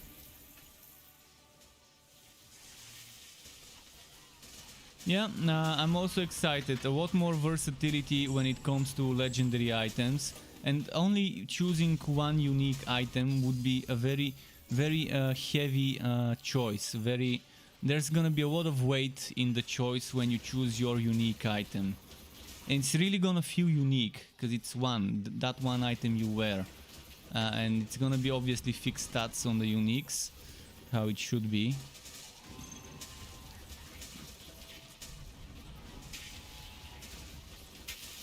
And I like how they took the feature of mythical items, swapped it on legendary, and then removed mythical items and made the unique items the ones to replace those as the single one per build. Building around the unique, building around a certain attribute, and choosing the skill modifiers that you unlock with that attribute. I'm assuming each skill would have different ways to modify it based on what attribute you're going. Whether you're going for more crits, whether you're going for more damage. There's probably gonna be multiple ways. For example, they gave an example with Whirlwind and showed us one modifier. But maybe there's gonna be another modifier that would require a different stat to invest in, so you can unlock that modifier. And that's gonna be nice. It's gonna be a little bit straightforward regarding which modifiers you choose. So the one example I was talking about, Whirlwind, Whirl. See, Whirlwind. See, that's dexterity, that's strength and dexterity. So if you're going for more strength and not getting much dex, you're not gonna have this one. But if you're going for strength and dex, you can have those two upgrades. Maybe there's gonna be another upgrade for Whirlwind that's gonna maybe require something different, like resource or whatever. And it's definitely nice having it that way. And then with this one, if you invest more in willpower, then Ice Blades deals additional damage to frozen targets. But for the mages, willpower actually improves the crit chance. Whereas you get crit chance from dex on the barbarian, which really is nice. Each attribute gives you different types of increase for the different classes. So yeah, this one gives you crit chance on this hero. This one gives you what's that? Resource generation. This one gives you resource generation on this hero, but on this hero it gives you crit chance. See, this one is skill damage because you're a strength-based hero. This one is skill damage from intelligence. Pretty decent, and some of them still have things like strength is always the defense, intelligence is always all resistance, which means mages would most likely have better all resistances, such as how it's normally in MMOs. Normally in MMOs, mages have less defense but better elemental resistance. So you might see some intelligence builds on melee classes. And because they would want survivability resistance-wise, unless they get resistances from items, and then they focus on strength for defense. It's gonna be interesting. Definitely some nice ways to build. Are you noticing town portal scrolls? They're back, and that's probably identify scrolls and potions as drops. This is kind of concerning to me. Town portal scrolls, identify scrolls and potions as drops with limits. Never liked those being limited. But we'll see. We'll see how it is. Do you think they've taken inspiration from other games? I mean, obviously they've taken inspiration from Diablo 2. They've tried to become closer to Diablo 2 than Diablo 3 is, which is a good thing. It's a good thing. I'm not a fan of the potion system being like Diablo 2. I'd much rather have Diablo 3 or Chaos Bane potion system. And I'd much rather have Diablo 3 or Chaos Bane teleport system or Torchlight 3 teleport system, where you have unlimited and it's just tied to a button. You don't have to get items for it, or tomes or scrolls, whatever.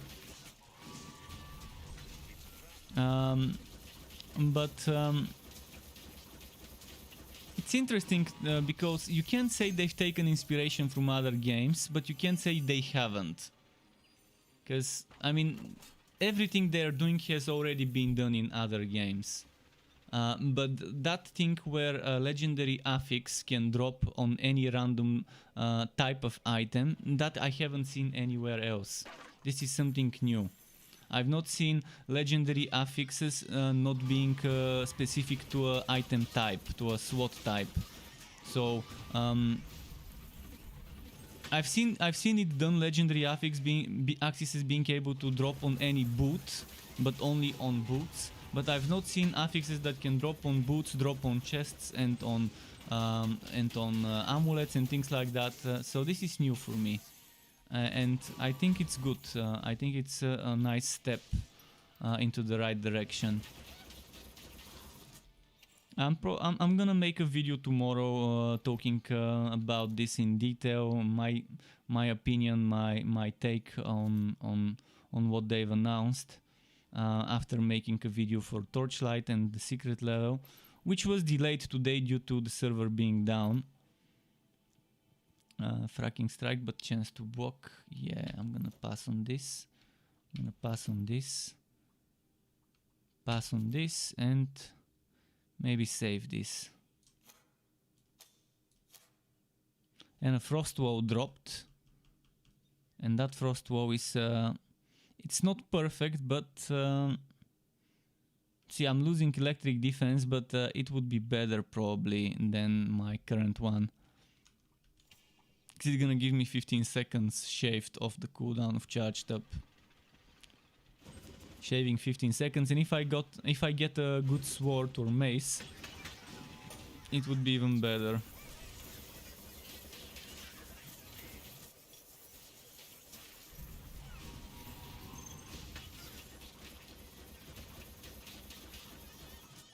I would really prefer a mace. The mace is much better, in my opinion, than the sword for this setup. I was disappointed with the damage of the sword and how often you can use it. Every 5 seconds when you have the set bonus on.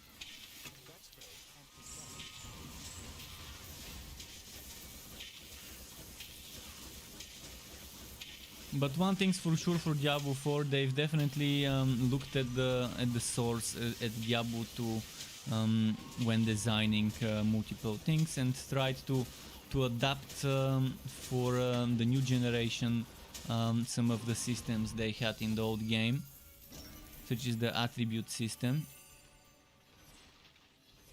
and to improve it, to make it fun. I'm the kind of person that never liked, as I said, attribute systems. I didn't like it in Titan Quest, in Grimdown, and in any other game where you have to spend, like Wosen, because they were boring. Most of the times you were dumping in one stat and that was it. At best one stat and then a little bit in a secondary stat. But in most cases it was pretty much dump this into strength, or dump this into vitality, or dump this into dex. Here you would have a reason to make some hybrids where you're dumping into one thing but then maybe putting some stuff into the other because a skill modifier requires it. Maybe there's gonna be weird builds, so, as I said, where on a barbarian there might be some intelligence builds.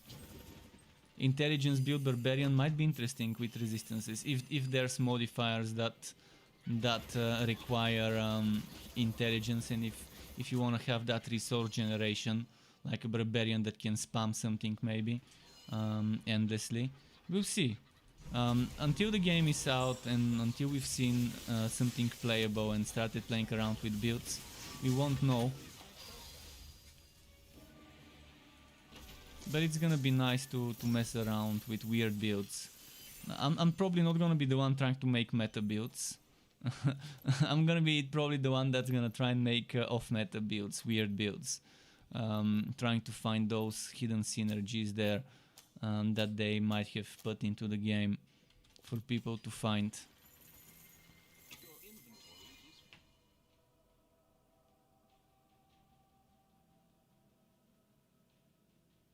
I just hope I don't get disappointed by the end game in Diablo 4 as I did with Diablo 3 and any other game I've played in the genre recently, except Grim Dawn.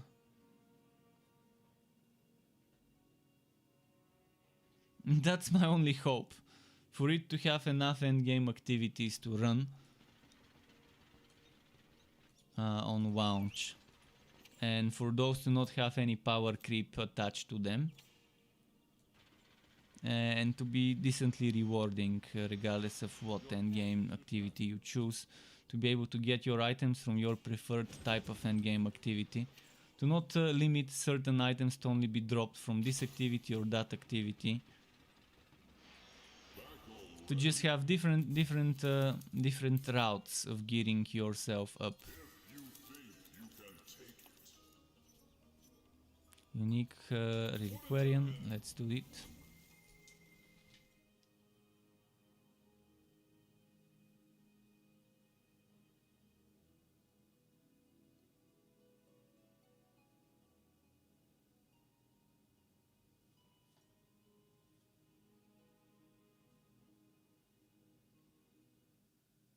But yeah, itemization wise, I can say Diablo 4 looks promising so far with this quarterly update they've done. And that's one of the most important things in a Wooter game, itemization.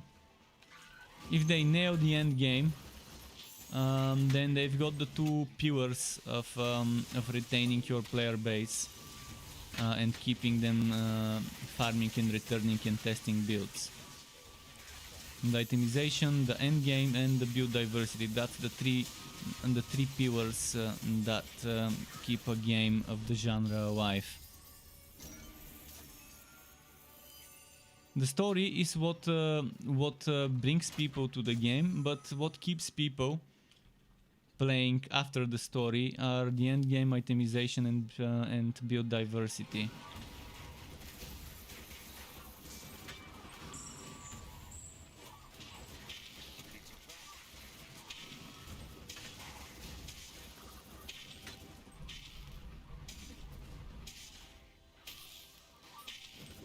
Come on.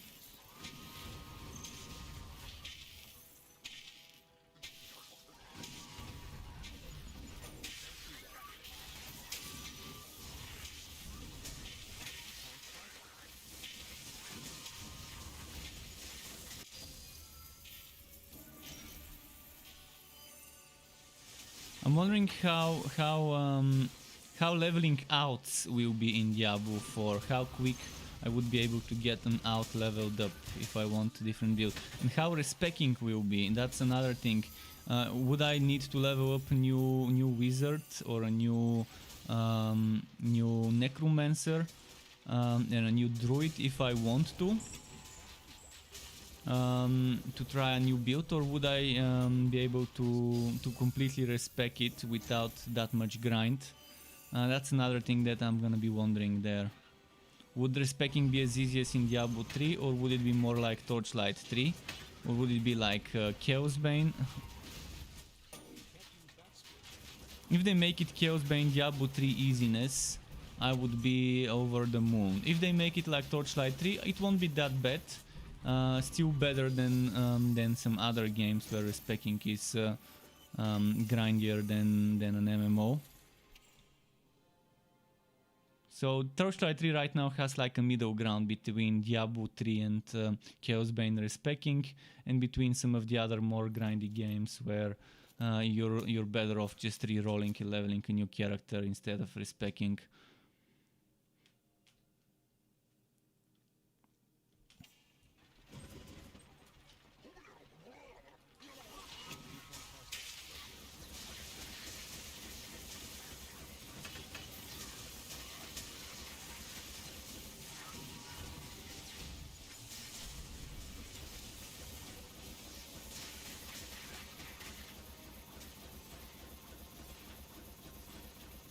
I caught the wave, the quick wave, the fast movement speed wave. Whenever I catch this wave, I try to keep the spinning going. This is a bug in the game. The devs don't want us to move this fast. They've said it multiple times, but I think Steam glitches out and makes you move quicker while spinning.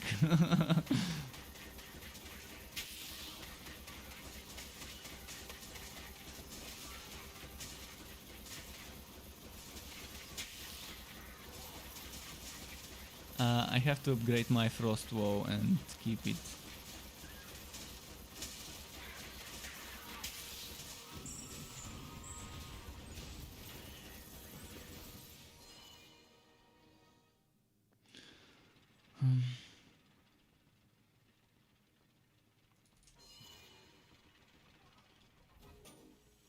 Is that the boss? Oh, I thought they fixed this map.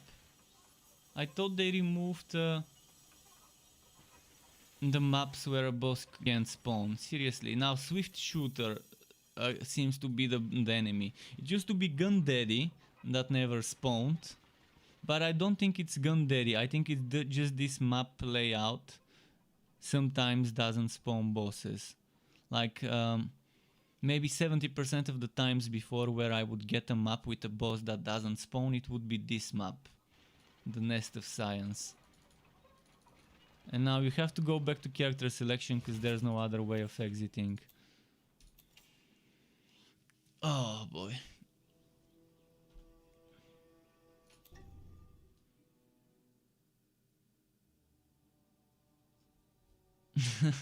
So yeah, they've added new bosses. One of those new bosses, maybe more, seem to be as bugged as Ganderi.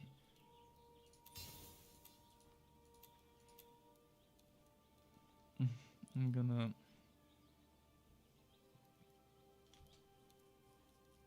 probably gonna get rid of this. Gonna have to put some items in my storage. So let's go to my storage, put some gear.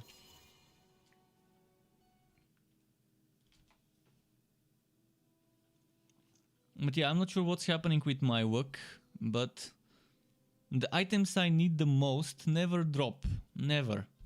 When I needed Ancient Ember, it never dropped. Now I need Winter Weave, it just doesn't drop. Not that Ancient Ember drops, I still have only gotten just one while leveling up and farming with this hero. But at least I've gotten one. Before for 2 months I got 0. So it's a little better. Okay, let's put some stuff here. Let's say Rapid Vortex Bomb. Let's put Vortex Bomb together. Let's maybe put this one here, and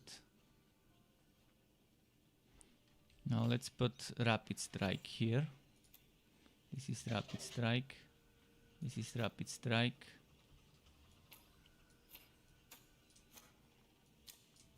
Maybe I can place this there.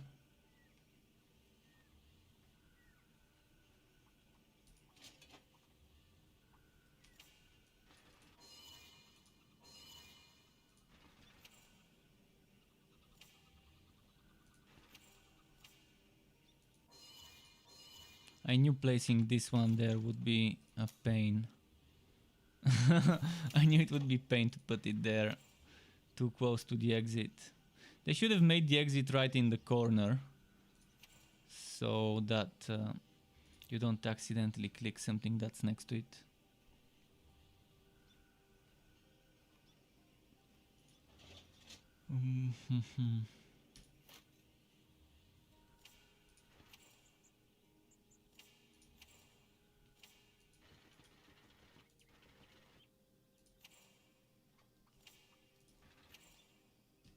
Damn, everything has a shoulder. This one doesn't. No, this one does. Seriously, is there no one without a shoulder? This one.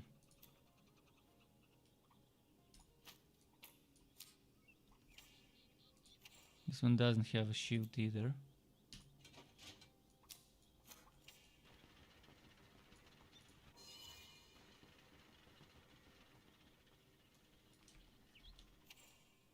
By the way, look at this.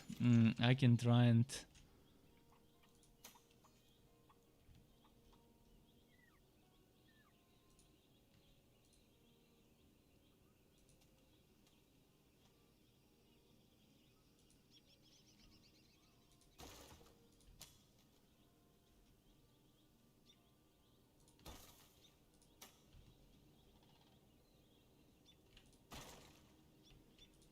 I can try and redo this sometime. I'm not gonna do it all, I'm just gonna do the K.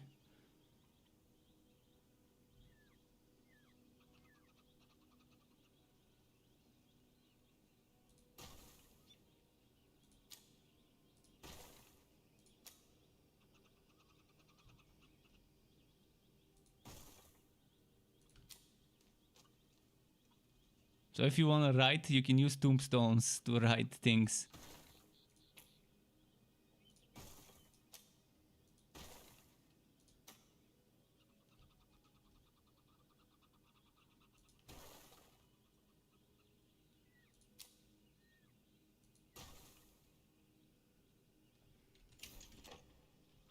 With this system, I haven't played with this system on this fort much. I've barely touched my fort because I just don't have time to waste on fort stuff for now. Eventually later I will do a lot of fort things. Okay, more Fazir. I'm getting very bored with the Fazir. Should we go and do an alpaca level? Maybe after this map. What could go wrong? Seen it before. Oh, that's interesting. Oh, ho, ho, ho. What will it be? Oh, are you sure? Come on. A fine choice. It wasn't letting me unravel this one, reveal this one. What could go wrong?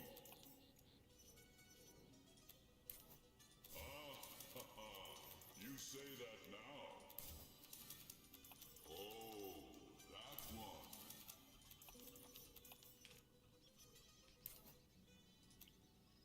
Well chosen.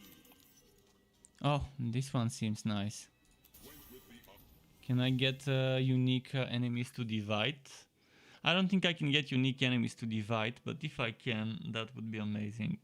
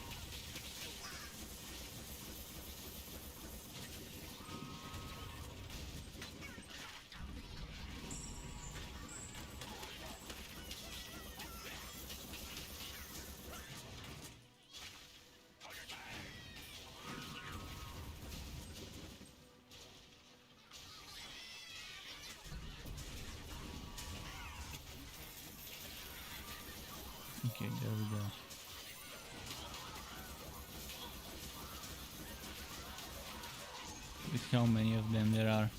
Gotta love dividing. There's always a decent amount of enemies, especially if it's goblins.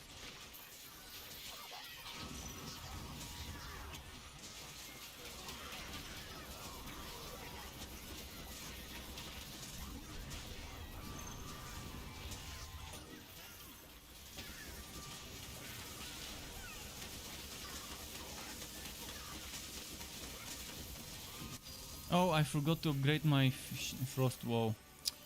I need to put defense in it and then equip it.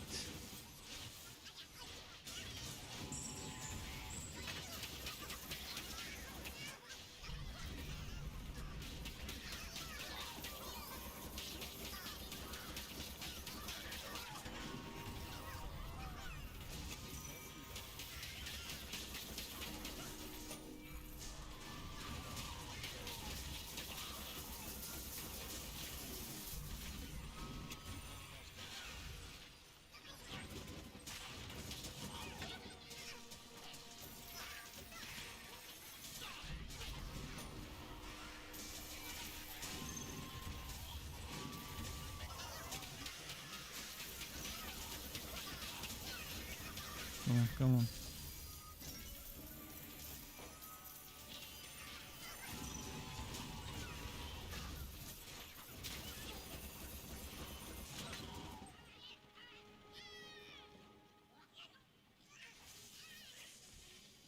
Let's go grab those there. Oh, there's some more here.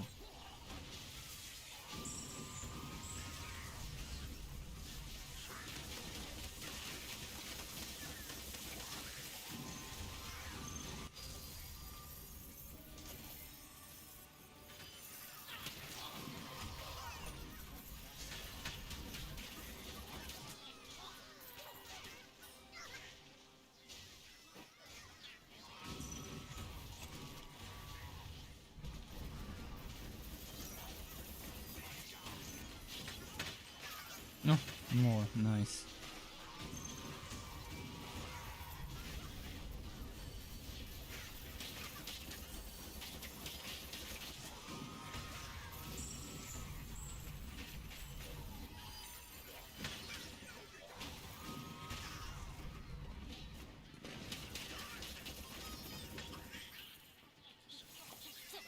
Alright, let's go this way.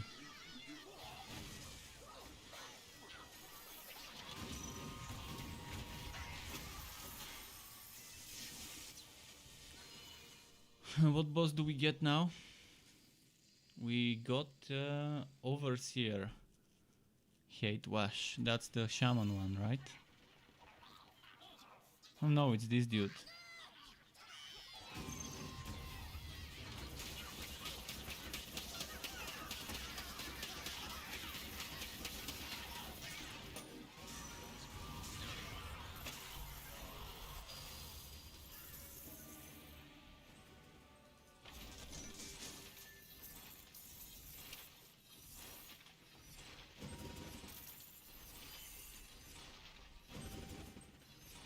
Okay, now I need to change my shield for the frost wall.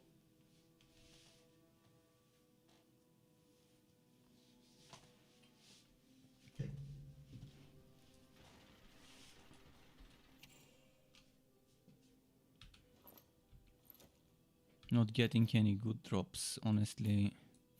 Very unlucky with the drops. I think that's the only legendary I've seen today. Maybe another one dropped, but yeah, 2 legendaries I think so far today only. And that's 2 legendaries for 2 hours and 12 minutes. Your pet is back.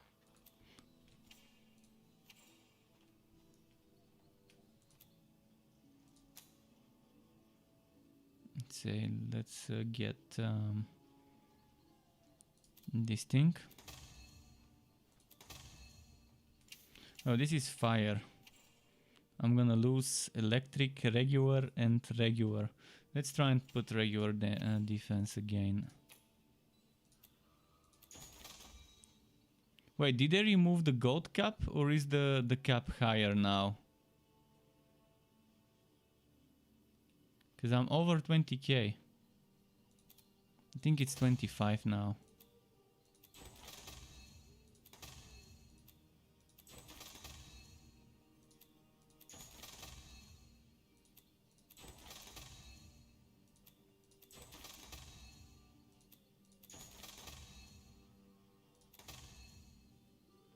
That 2001 is pretty shitty. How did it go down to 2000 when it can go up to like 5000?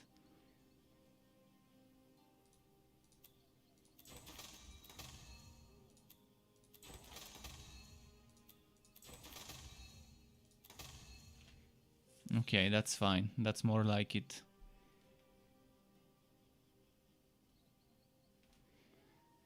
So, okay.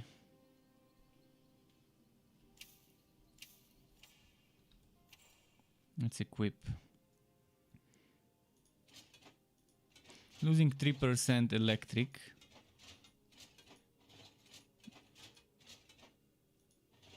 A little bit of fire, a little bit of physical.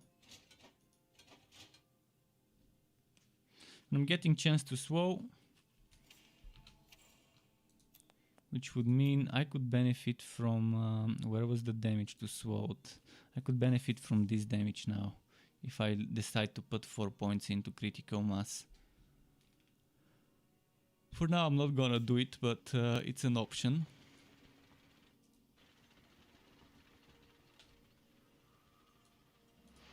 Back already.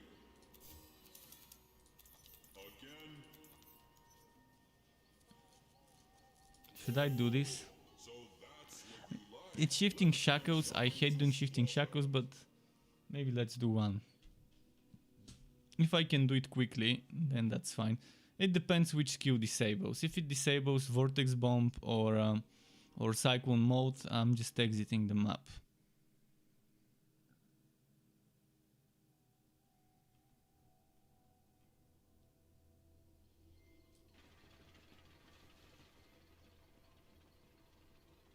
Yeah. Fuck it. Not gonna do it.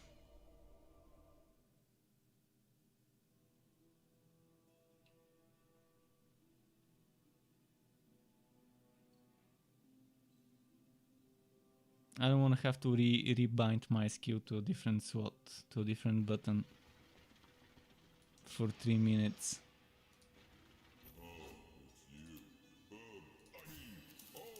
It's you. Oh, that's interesting. Seen it before. That one. This one seems fun. Cranked Infamous map.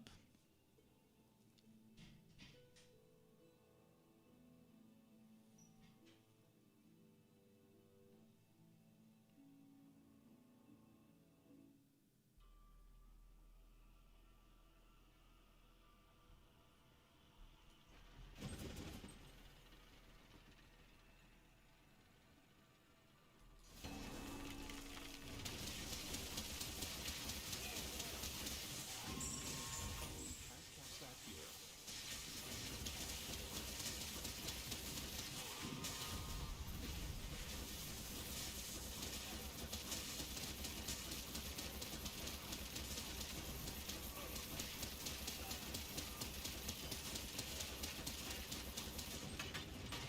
Come on.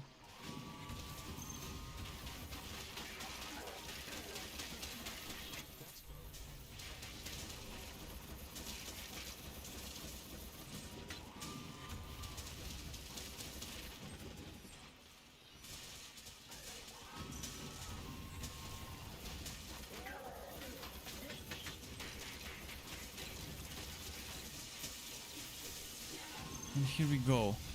Slam. Wham. Boom.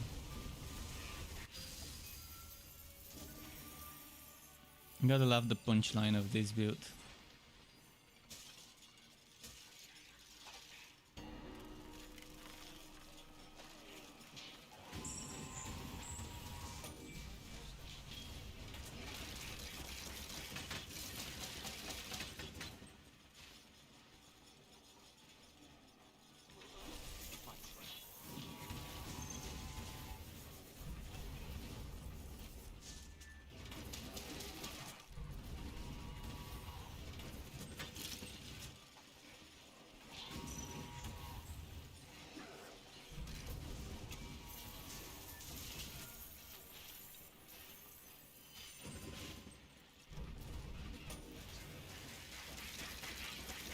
Come on.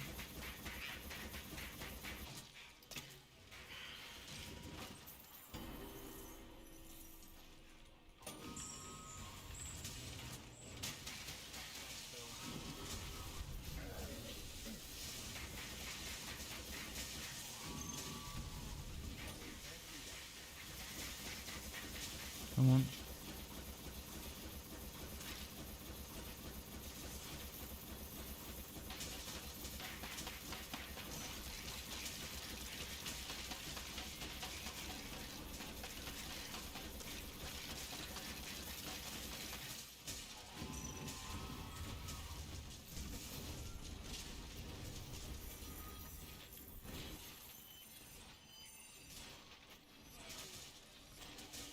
Let me grab the pistol.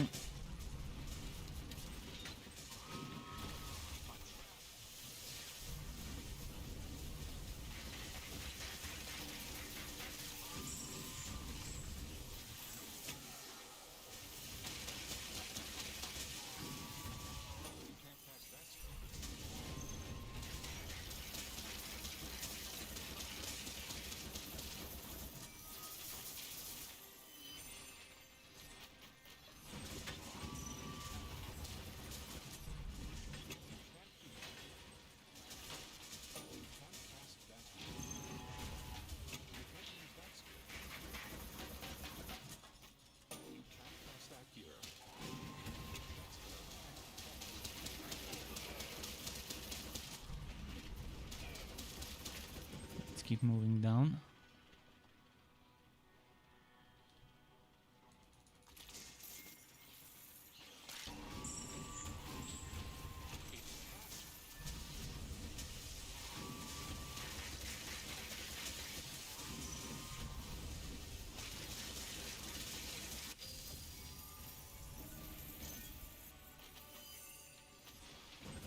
How many more? 3 jars. 3 jars.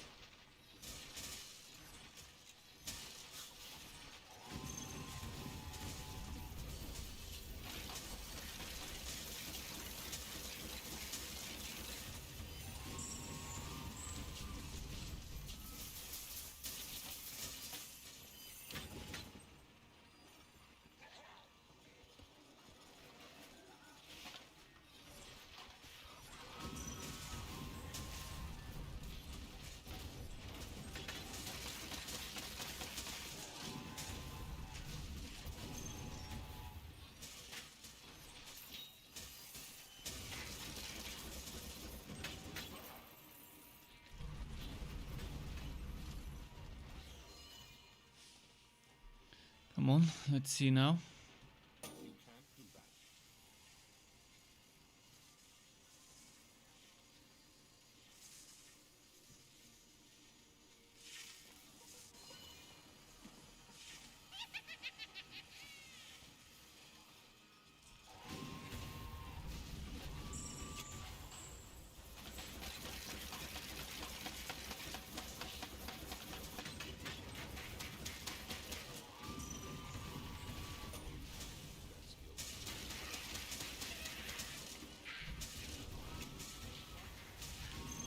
Sometimes I'm not sure why it glitches, but only the first punch shows up visually.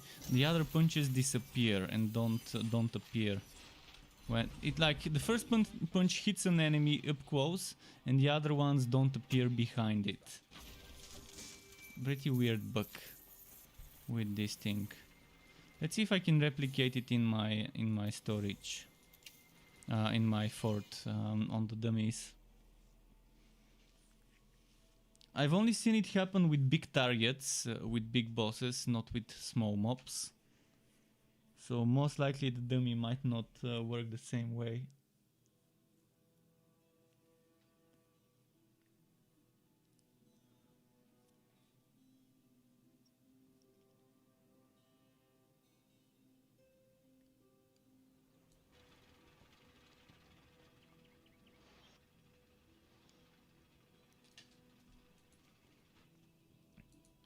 You can't cast that here. Let's try it, see if I can get it to replicate.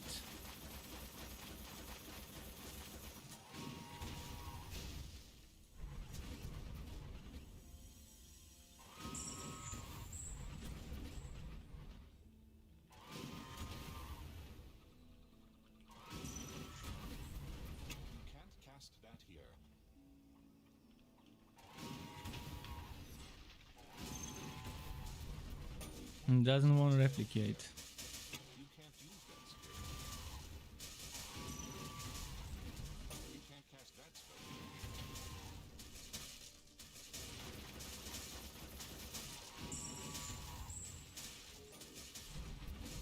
That spell cannot be cast.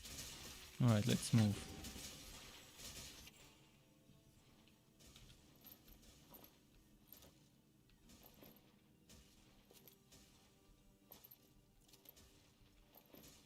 So much junk is dropping, it's unbelievable. Another day, another dungeon. I mean, what could go wrong? Oh, are you sure? Oh, that one. Should I do the infamous or should I go and find something gear wacky? Ah, shifting shackles, fuck. I could do that. But can you do it with one arm tied behind your back? Can you do it with 2 arms tied behind your back?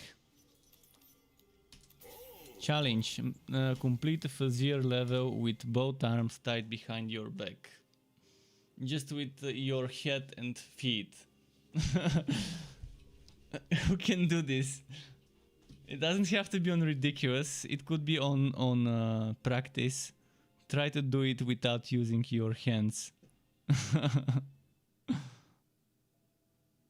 Let's say a spin to win build where you're just using maybe your head and your foot. With your foot you're probably hitting the controller or something that holds the spin to win. And then with your chin maybe you can be controlling where it goes.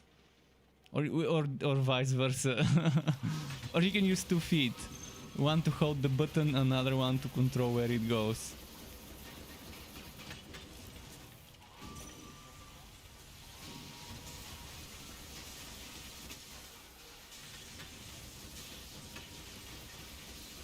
I think that's the only way I can see it happening with 2 hands tied behind the back.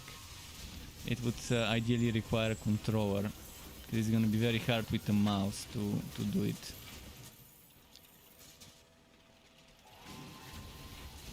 And the non-stop spin to win setup for a full map.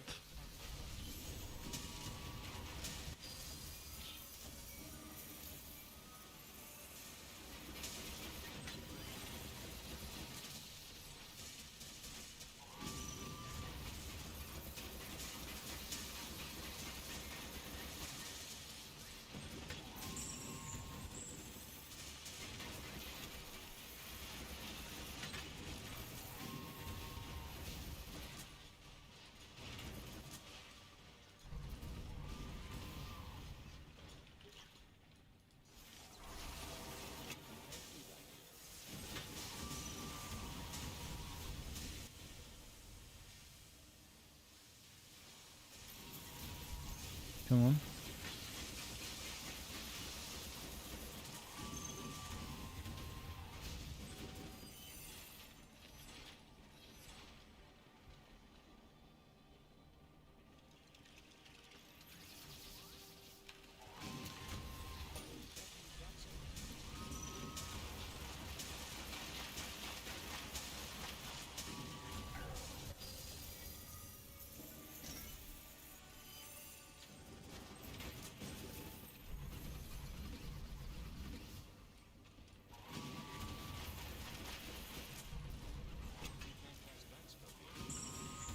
There we go.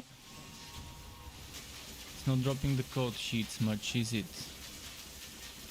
Okay, there's one. I'm not gonna pick it up. Maybe it can drop another one from the nearby enemies.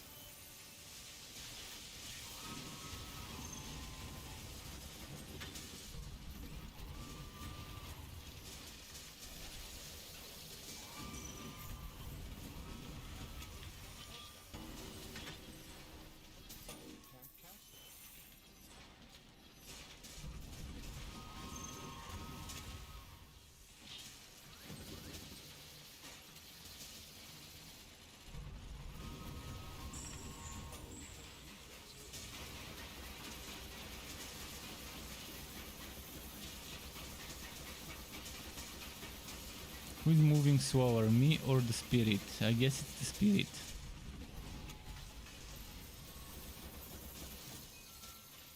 So Cyclone mode can at least outrun the Skelly Man.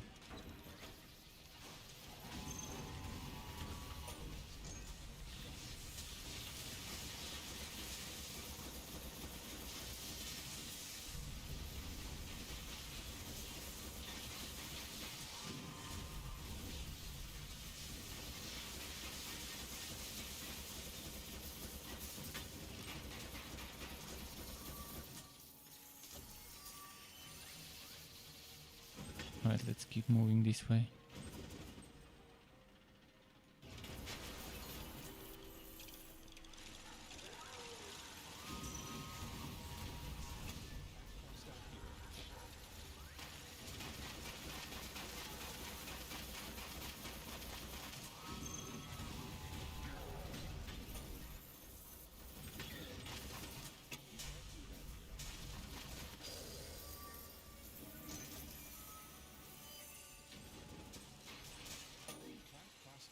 Okay, let's move this way. Ah, shit, is this blocked?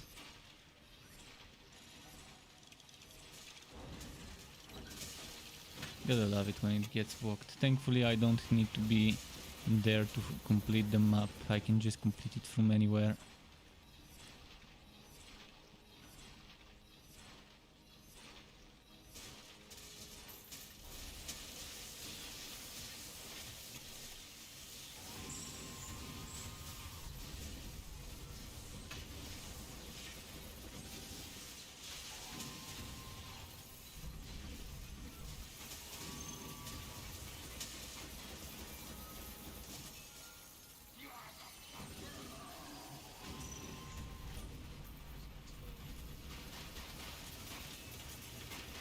Uh-huh.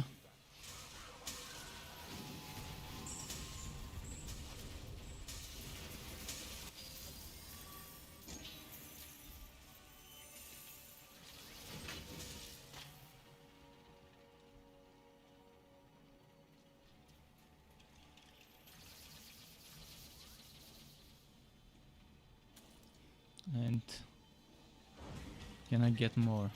Okay, now that's like a nice number.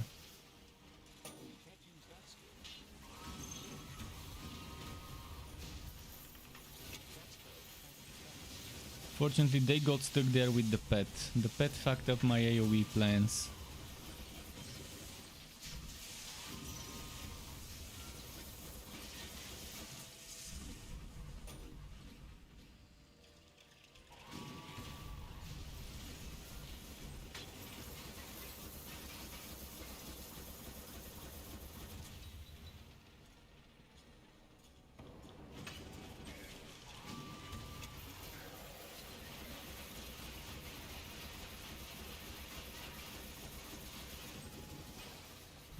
Boom.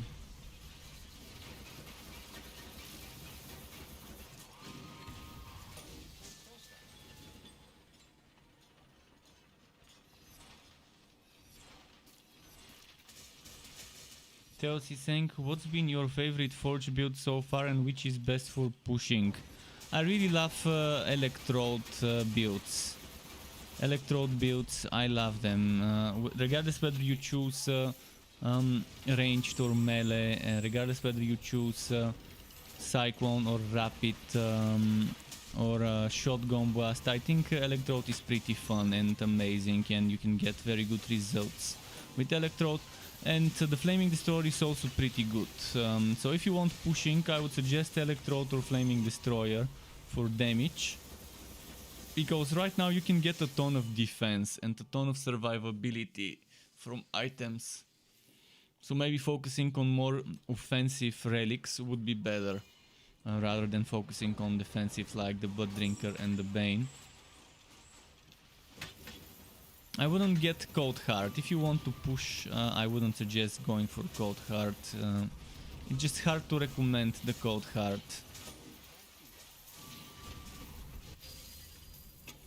Not until they rework it, and I don't think they even are planning on reworking it.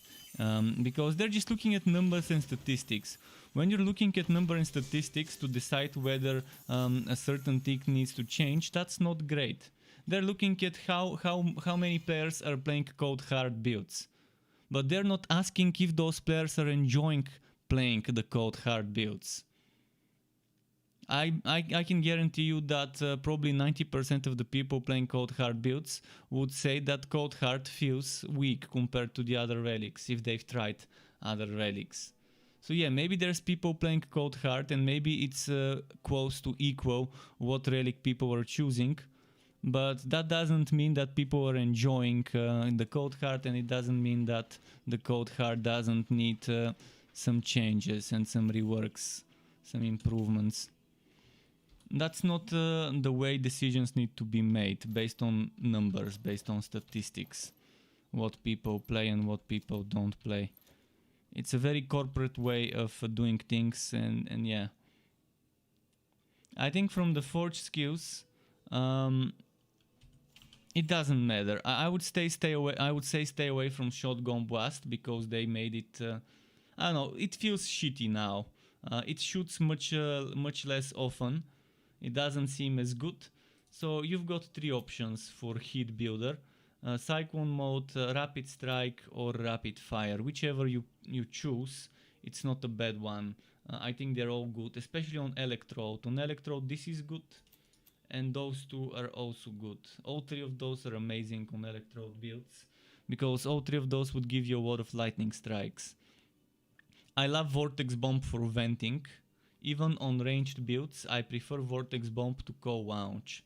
So maybe that would make your choice easy. Just don't get Cold Launch, get Vortex Bomb. It gives you defense. This defense really helps with survivability. It also gives you damage reduction when you melee, and this counts as melee. This also counts as melee. Everything here counts as melee except power projection. None of the skills here counts as melee. Basic attacks with a melee weapon also would count as melee, but this by itself triggers the damage reduction, and since it lasts for like 4 seconds, you can get the cooldown for under 4 seconds. Actually, I think this lasts for not 4 but for 6 seconds. Let me just confirm it for you. Actually, I need to hit an enemy.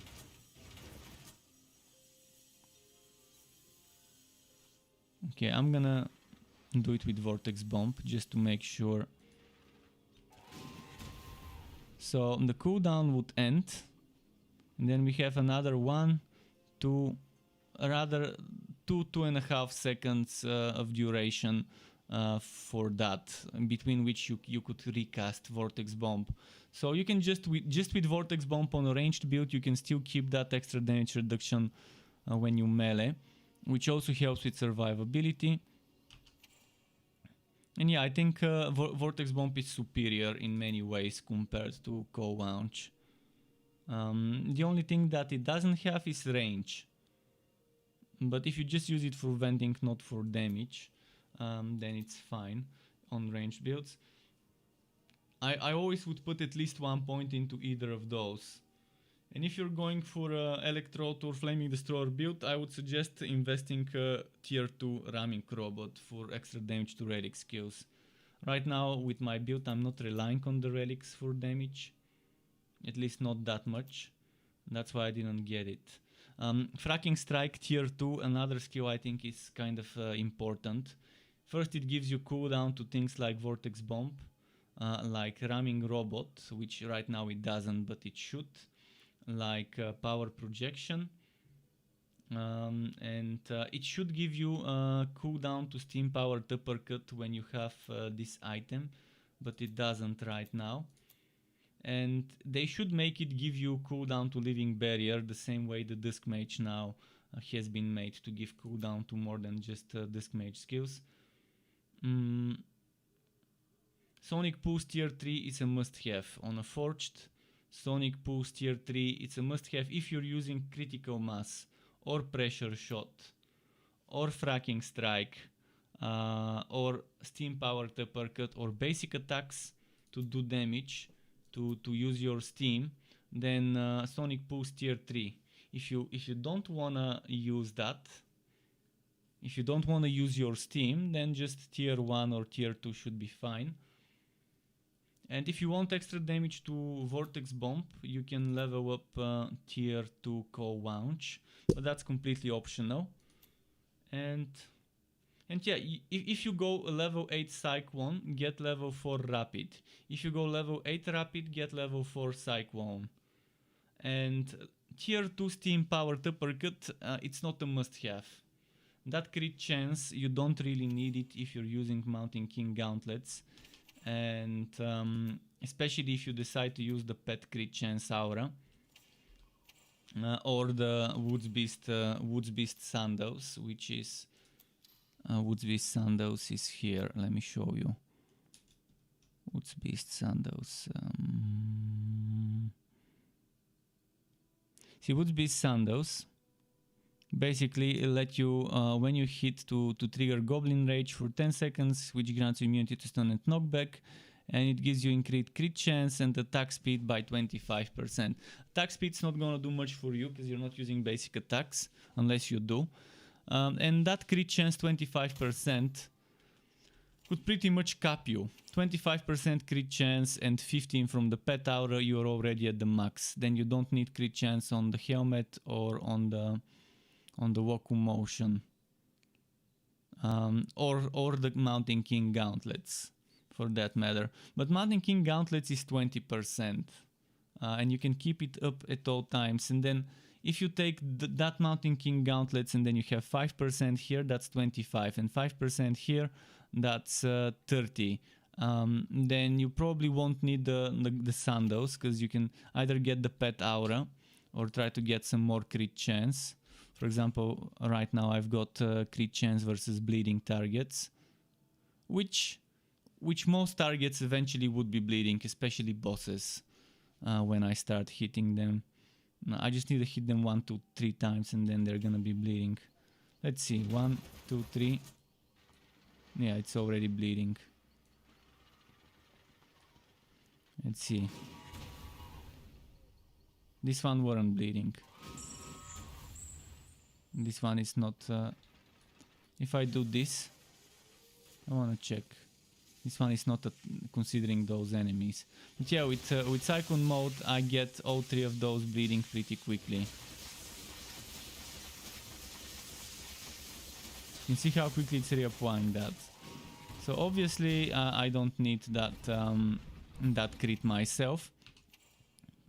But yeah, I think this really much covers a lot of ground regarding what you might want to take and what you might not want to take in your setup.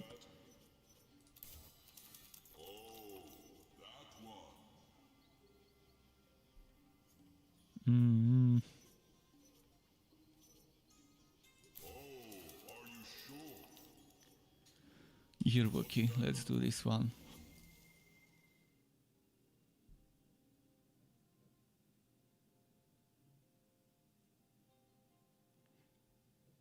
But yeah, it's very hard to say what my favorite forged build is. It's just...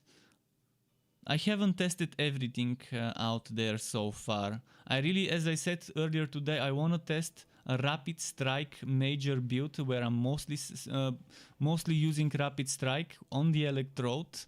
Not Rapid Strike, Rapid Fire, wrong name, Rapid Fire. So a build where I'm spamming Rapid Fire all the time to trigger lightning strikes and just focusing on that and increasing the damage of Rapid Fire and using the extra repeater and maybe only venting when I need help with AoE, but for single target to not focus much on the venter and on the steam skill and to focus on the steam builder.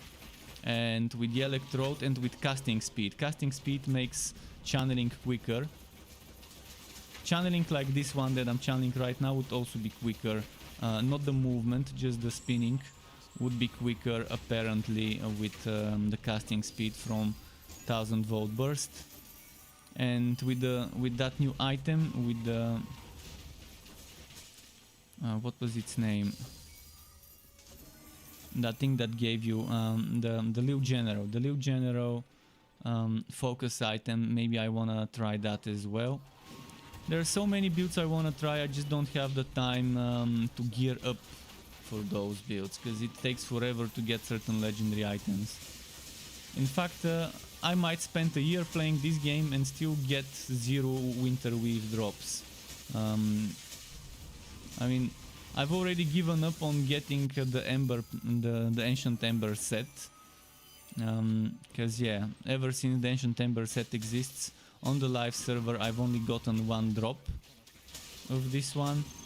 So I've just given up on trying to farm for it.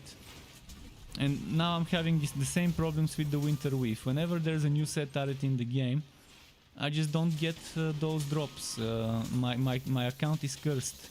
Maybe I need to make a new account to start seeing those things dropping. There's no way to negate bad RNG in the game.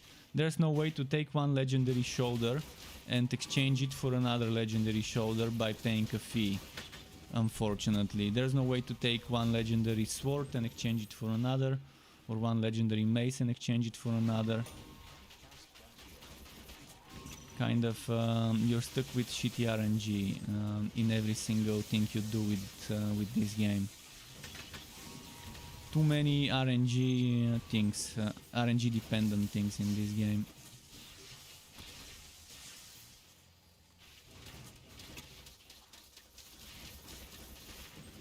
Well, they gave us the sets on the test server for free. We had 2 weeks of testing the new sets on the test server. And I tested them and I loved them. And that's why it hurts even more now, knowing how good some of those things are, and how nice playing with those are, especially with that thing that gives me potion cooldown. And the chest, the Winter Weave chest is amazing. It gives me amazing buffs that I can just keep up all the time. But yeah, they gave us 2 weeks on the test server to test it, and you could get them for free just by clicking on an NPC that power levels you to level 60 and gives you a full set of the new one, and you could just talk to him endlessly until you get one that rolls. I spent 1 hour trying to min-max one of my builds with the right stats, clicking on that NPC. I think the pressure shooter, the one with pressure shot, I spent 1 hour before it finally dropped that final item with % damage to pressure shot, which brought to my attention, well, not brought but highlighted yet again how shitty the RNG in the game is. Even an NPC that gives you free legendary items, and every time you click it you get a new one of that item. You need more than 100 tries to get the one with the stat you want. Not to get one with all 3 stats you want, just one of the 3 stats to be the one you want. I was trying to get a chest piece that gives me damage to sword shot, called pressure shot right now. And it probably took around 200 tries, 200 different chest pieces, one after the other, until I got one with damage to pressure shot. which is basically proving my point why we need a way to reroll our affixes with legendary essence. We urgently need that system next year in the first quarter, ideally. Ideally by March, if they can come up with a way to maybe give us a test system on the test server to try to give feedback. Then maybe if it needs more development, don't bring it to us and spend more work fixing it, polishing it. But we need that system so badly right now that it hurts. I mean, it hurts when you want to make a certain build and you might spend a fucking year and not get the build completed because of the RNG. Because it's RNG upon RNG upon RNG, it's just layers upon layers of praying to RNGesus and Woodcipher, to the Wood Brothers. And the Wood Brothers don't always reward you.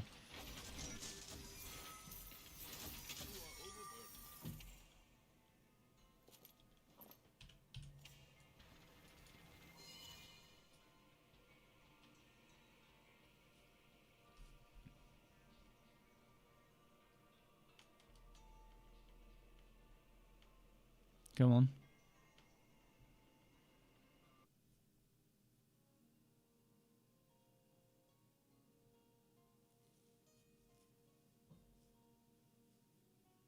But what we need more is, more importantly, we need new endgame activities. Something that's not fuzzier. Something to do other than fuzzier. I'm fine waiting for the affix rerolling system as long as I have more activities to choose from in regards to what I do after I beat the story.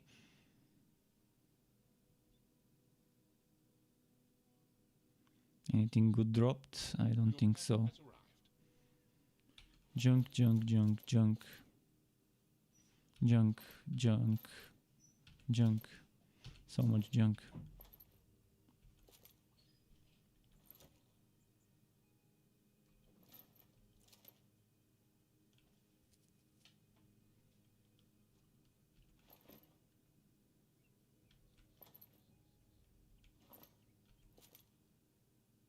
Okay, basically mostly junk drops.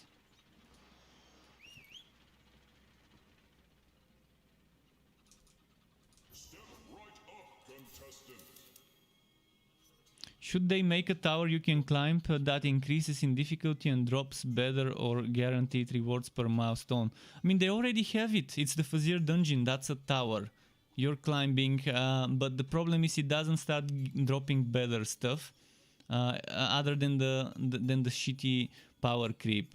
I would have preferred increased chance to drop items instead of dropping stronger items.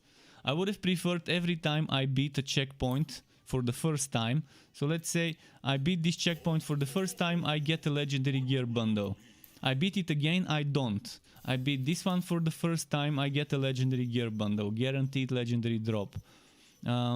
If I beat it again over and over, I wouldn't. Only the first time you beat it to unlock it. I already wrote that 3 months ago, maybe 4 months ago.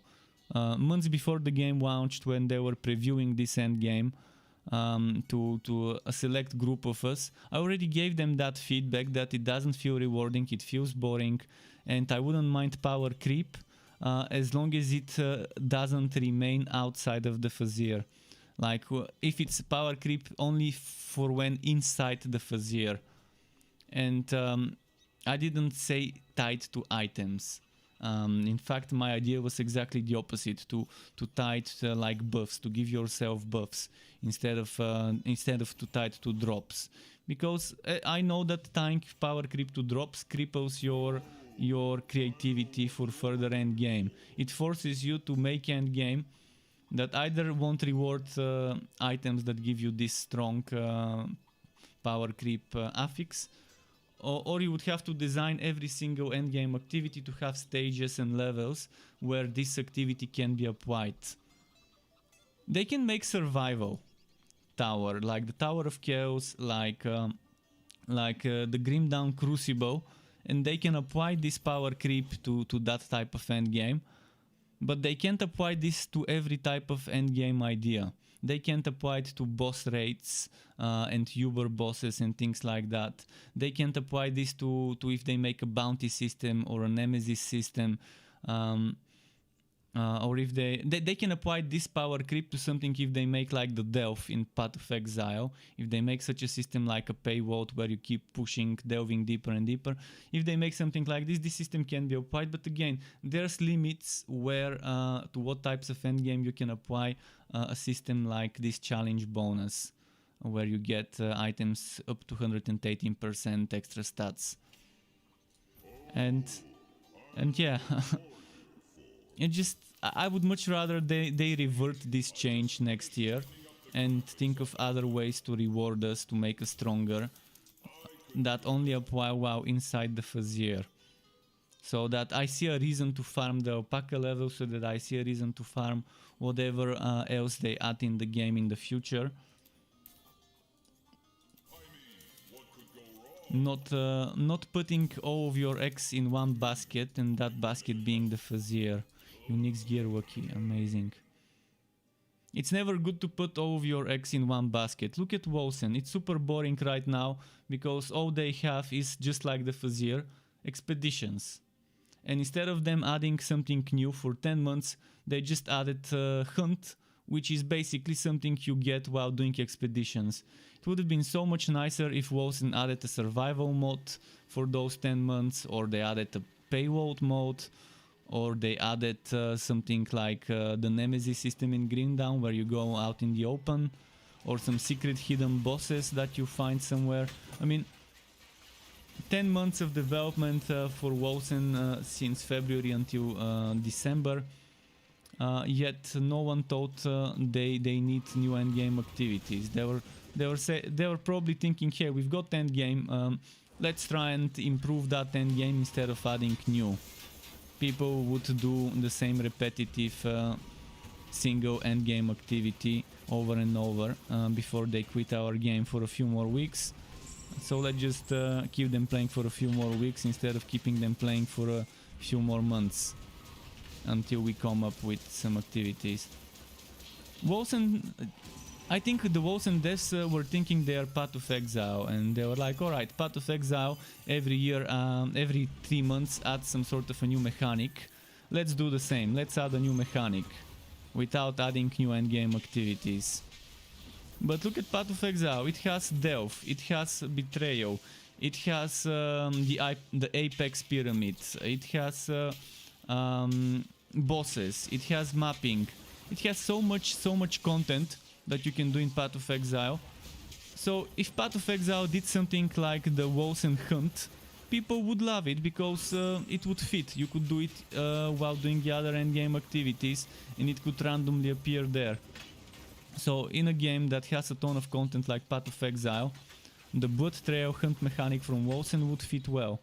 But in Wilson, where you only have expeditions and untainted expeditions, excluding the maps that you can run every now and then for bosses, for a quick boss rush, I don't count those as actual new content. They're just side tracking you every now and then for a quick boss kill. But yeah, when you just have expeditions and untainted expeditions, and you don't add something new for 10 months, it's just a joke. It's a slap in the face, spit in the face of your player base. That's what Wilson Studio did. That's why I'm never gonna go back to Wilson. I gave them one last chance. I mean, 10 months, I think I'm pretty patient to wait 10 months. I was always praising the game, saying give them time, they're gonna add more content, believe in them. Well, now I say don't. Now I'm saying I have better belief in the developers of Chaosbane than the ones of Wilson in regards to adding new endgame activities. The Chaosbane devs added the invasions 2 months after the game launched, maybe 1.5. Then it took them a while before they reworked the boss rushes, before they reworked the relic hunts. But right now in Chaosbane I've got more things to do than in Wilson. Obviously Chaosbane launched 1.5 years ago. And Wilson launched 10 months ago. So obviously one of them has almost double the time. But when Chaosbane launched, it had the regular expeditions, it had the invasions, not the invasions, it had the relic hunts, it had the boss rushes, which is 3 types of endgame, and then month and a half, 2 months later, they add a 4th endgame activity. Chaosbane had different problems though. I mean, every game had its problems on launch recently. I mean, the past 2 years I haven't played a game that didn't have problems on launch. One feature being bad or missing, or lack of features, or lack of content, or bugs or glitches, but some games kind of have the more important things sorted and are lacking in the less important things, where other games are the other way around. And then there was Wilson, which launched with almost everything being done wrong. Bad balances, which meant you barely can take advantage of the build variety due to the bad balancing. lack of content. Only the story was good in Wolves, and the music and the sound.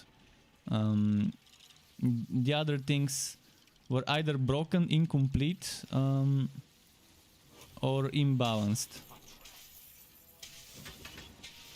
And I'm not saying Torchlight 3 was perfect, don't get me wrong. Torchlight 3 obviously had some problems, and it's already addressed in 2 months some of the biggest problems, and it's tried addressing one of the biggest problems, which was the broken quests, which it still hasn't completely fixed, but with both big patches it attempted to fix the problem where people would not be able to complete quests. I mean, I'm still encountering quests where I can't complete a map due to let's say not enough drops or not enough monsters that can drop the item I need.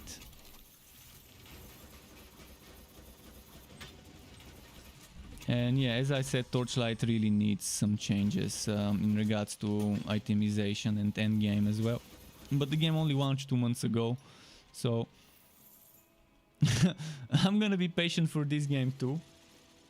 Let's see, 8 months from now, when this game has had 10 months after it launched, let's see how it will compare to Wolfen 10 months after it launched. Whether we would get a new endgame activity different than Fazir to do, and whether we would get a nice crafting system, in brackets crafting, nice affix rerolling system.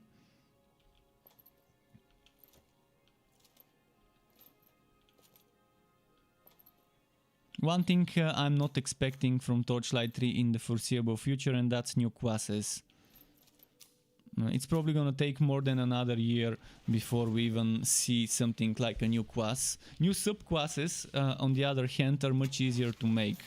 Because with new subclasses you don't have to design new armor pieces, you don't have to design new class skills, you only have to design this thing, those 10 skills, 5 active, 5 passive. And they have a template, as you can see. Every relic has Energizer, every relic has small spender, big spender, and ultimate. Every relic has a barrier, and every relic has an aura. And every relic has some passives on top of that, 3 more passives. One of those usually is a proc, one of them is a basic attack one. So obviously adding relics would add a lot of extra diversity to the builds and to the game, and it's the, in brackets, cheap way to add more content, to add more stuff into the game. Much easier to do that. You don't have to, as I said, design how a certain item would look on that new class when designing subclasses.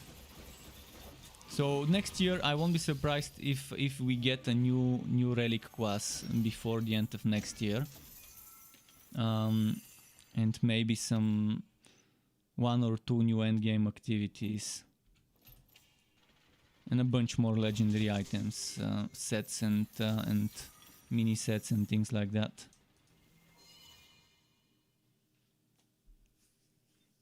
The devs themselves have said that it's much more likely to see new relics rather than new classes. But I would love to see a new class eventually. I want a stabby class.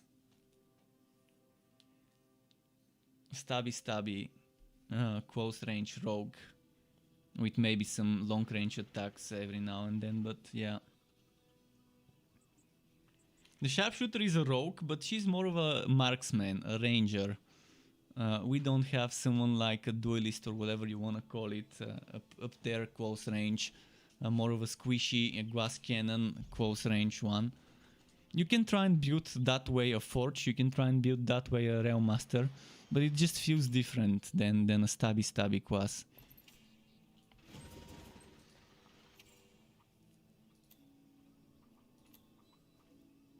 We also don't have a shape-shifting class, but maybe people would say, oh, they're copying Diablo, shape-shifting, blah blah. But I don't think anyone's saying for West Epoch they're copying Yabu, shape-shifting, blah blah.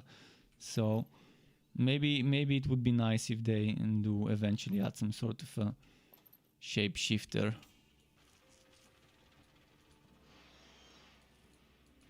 Or someone that can either shapeshift into some sort of a shadow.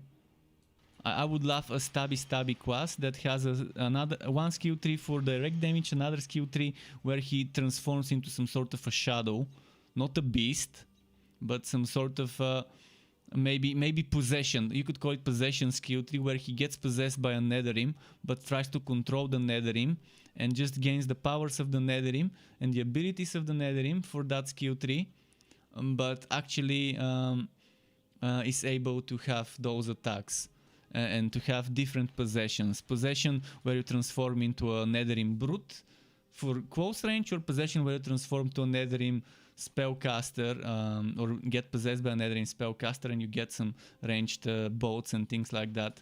That would be amazing, and it would really fit the war in the game. Oh, dividing gear Wookie. Alright, I'm gonna do it, even though it's shifting shackles.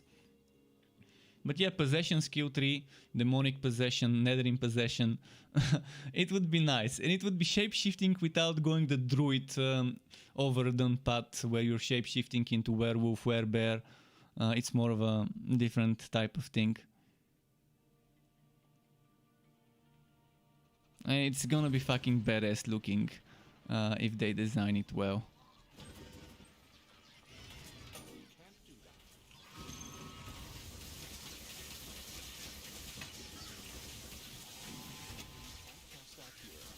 But that's just my wishful thinking. When I go off topic thinking about things like those, I come up with very weird ideas.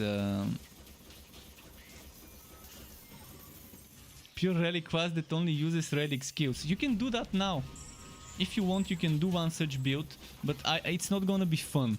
It's not gonna be fun to use a pure relic class without a movement skill. But here comes the Winterweave Shoulders. The Winterweave Shoulders give you a blink. You can get that blink's cooldown reduced with the Frost Wall. So if you want a pure relic build, you can actually make it now.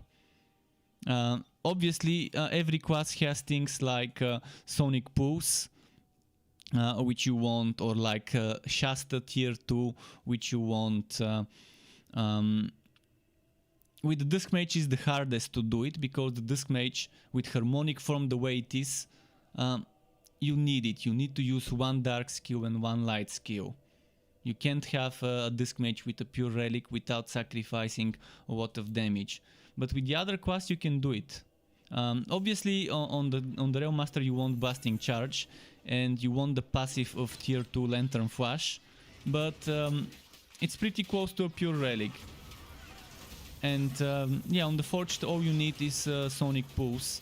And you can have a full relic build. In fact, before they reworked the Forged, one of the people who reached 251 very quickly, one of the first people to reach it, he was doing a Flaming Destroyer Forged, and he was only using the defensive skills of the Forged.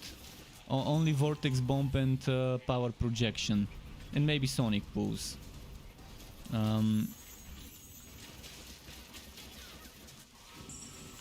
Now you don't even need to use Ramming Robot if you have that one item that gives you a blink skill. You can just blink with the Frost Blink, whatever it was called. I keep forgetting the name of it. This is a big game changer, and them making it so you can get skills from certain items that you can put on your skill bar. It's possible. It's possible to have certain things. Definitely the build diversity over the past 2 months since the game launched has increased substantially, especially for the Forged. The Forged now probably has more build diversity than some of the other heroes. The way it's designed, having 3 layers, a heat generator, a heat spender and a steam spender. By deciding which one goes in layer 1, layer 2 and layer 3, you have a ton of options. And then combining that, I did the maths yesterday. I can do it again if you want me to, but I think it was like 200 builds just for the forged. Let's try and do it again. So first you have layer 1. Shit. Where is it? So layer 1 is the heat Randman Q, thank you very much for following me on Twitch. Welcome to the Struck Club. So layer 1 is 4. Rapid Strike, Shotgun Blast, Rapid Fire and Cyclone. I messed up Rapid Strike and Fire. So let's open the calculator and let's put 4. Where's my calculator? Fuck, did I remove it from my start? Okay, I'm gonna type calc. So 4, and then 4 times your vent skills. You have 2 vent skills. 4 times 2, so that's 8.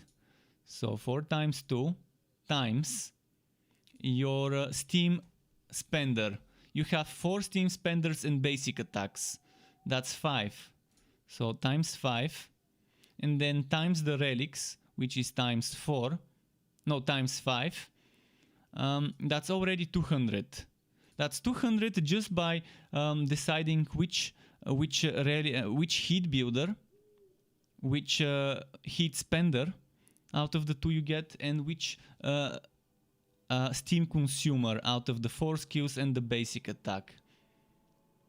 So that's 200 different choices when you combine it with the 5 different subclasses. And that's excluding whether you go for Spinning Blade, whether you go for Bloodseekers, whether you go for Drain. And yeah, that's another 3, so that's like 600 different builds maybe you can make. Some of them obviously would be very similar to others, but that's just for the Forged. Some crazy numbers out there, if you think about it. Obviously some builds would be just you changing one skill, which is not gonna be that big of a difference. But between those 600, if you put it to 100, I can tell you 100 distinguishing the different builds probably are doable. Where you're using a different steam spender, a different venter, and a different steam builder.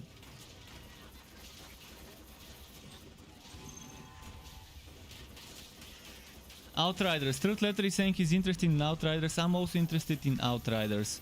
By the way, does anyone play the Division 2? I've been thinking of testing the Division 2 soon. I bought it on the Epic Store. Although it still played through the Ubi launcher, which is nice. Because it was 70% off.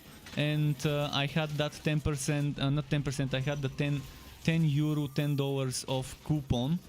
So I only paid like 8 euro for a game that normally costs like 60 something with the expansion. So you were huge into Division 2, the devs are a clusterfuck. Well, Ubisoft, I mean, it's Ubisoft. They actually have a studio in my city, in Sofia, in Bulgaria. They have studios in Montreal, I think somewhere in Norway, if I'm not mistaken. And one of the studios is in Sofia, in my country. It's massive that develops it. Oh, Ubisoft is just a publisher? Okay, that explains some things.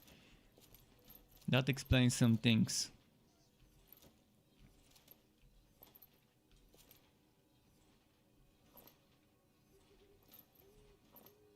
I have 2 real-life friends that were playing the Division, but they were saying the PvP is super bad because it's mostly people gate ganking. Mostly people gate ganking and just one-shotting people and just steamroll builds that can one-shot you. And they're saying it's very grindy to get items. But I wouldn't mind grinding every now and then, just a little bit when I feel like playing that type of a game. Outriders, I'm probably not gonna be able to buy it and afford it, because right now every single bit of money I can get, I'm saving for a new video card. So games under $10, €10, maybe I can try and buy every now and then. But Outriders would be AAA price. It's probably gonna cost $60 at least. So I guess I'm gonna have to wait for Outriders. Even though I'm looking forward to it, it's still a risky purchase because it's Square Enix. And Square Enix and Marvel Heroes, big disappointment for many. Hopefully Outriders is not another game that Square Enix kind of ruined. We'll see. They're not the developer, as far as I know, they're just a publisher. But yeah, waiting for Division 3 might be good, depends who makes it, I guess.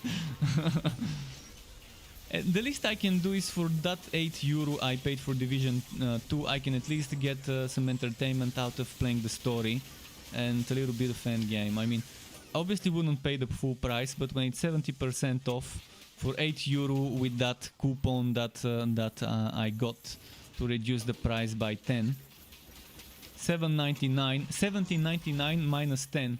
That's what the price was when I used that coupon.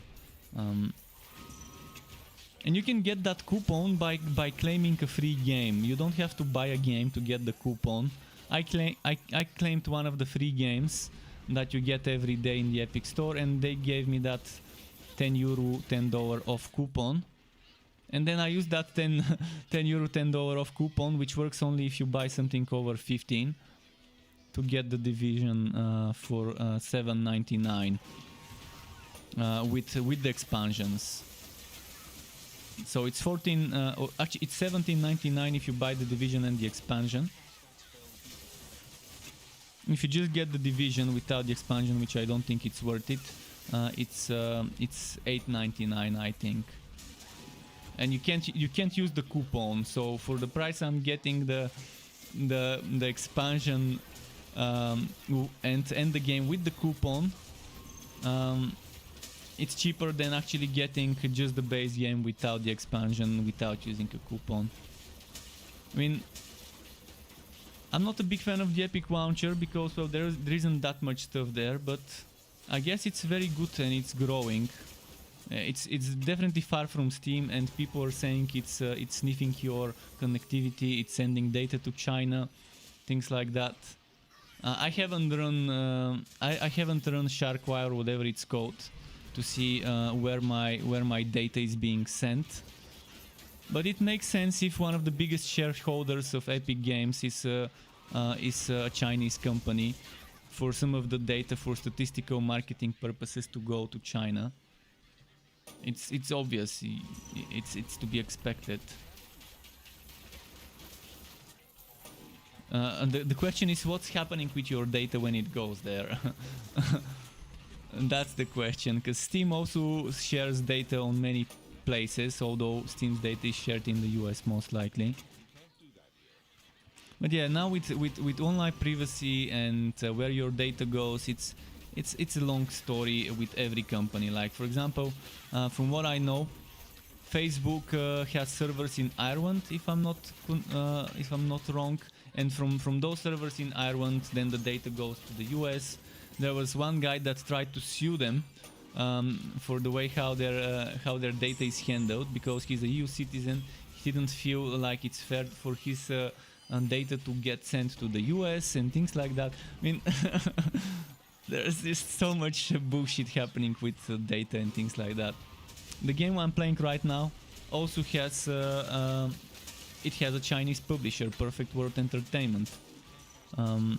Yeah, developed in the US, but the publisher is still a Chinese company, which has a US affiliate, a US office.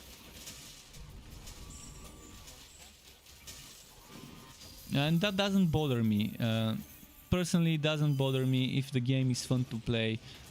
I don't really care where my data is sent, as long as they don't abuse my data.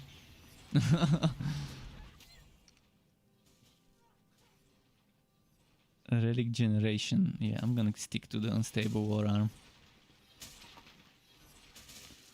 Where's that gunsmith Grundy?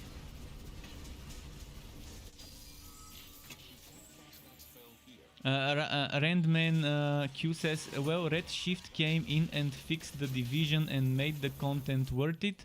They made it so the grind respects the time you put in. This is all I want from a game, to respect the time I put in it. To get a sufficient amount of drops and consumables and resources for the time I put. I don't want a game to think of its player base as a bunch of addicted zombies that don't have anything better than grinding for months. And many developers do this mistake. They're thinking in the way where if we don't give them as much items, they would spend more time playing our game. Win-win, right? But that's not win-win, because people quit if you don't respect their time. Only the hardcore grinders who are used to grinding remain. But many developers make that mistake into trying to make artificially to extend and prolong the time a gamer plays their game, and that's why many people quit those games. And in a way, Torchlight 3 is doing the same thing. It's thinking that artificially making your player base spend more time, like the way the Fazir is designed, is better. In fact, many people just quit before they even reach a high Fazir level, because they see how repetitive and boring it is, and how there's no diversity.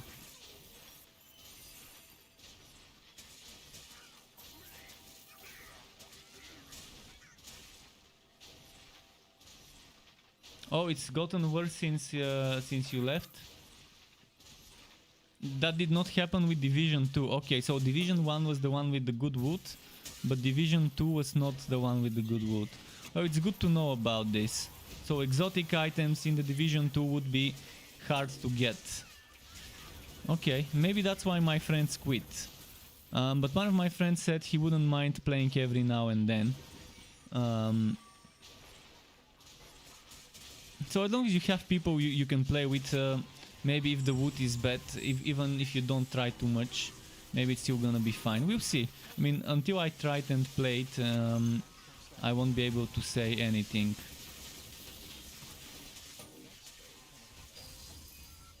But yeah, there's a fine line between time spent and wood obtained. And some developers just can never get that.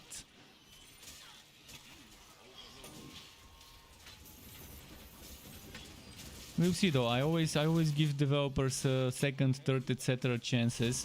I gave Wolsen a second chance after the alpha and the abysmal first version of beta.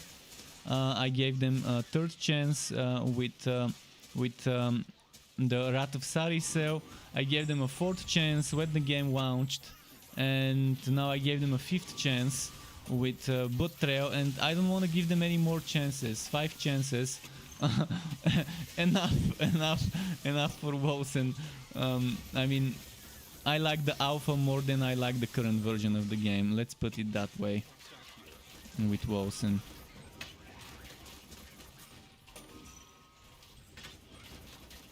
In many ways, I didn't, but in many ways I did. With the core mechanics, with the core systems of the game, I liked more in the alpha. Obviously, it looks much better visually now. The skills are much better now. Unfortunately, you don't have crossbows, you have pistols now. But they probably wanted to avoid comparisons with Diablo and the crossbows of the DH. Where is that gunsmith? I think my quest is bugged, maybe.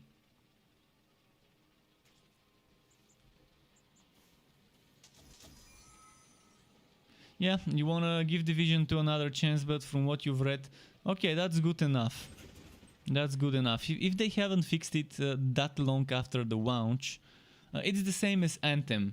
Anthem, they're already planning a big update, big major update, Anthem 2.0, which hopefully they don't make people buy a new game, but it's just a rework of the current one. So hopefully they can salvage Anthem, but BioWare, I've lost all faith in BioWare anymore. BioWare is not what BioWare used to be, the same way Blizzard is not what it used to be. And even though I've seen good things about Diablo 4, I'm still gonna be skeptical and wait until the game launches.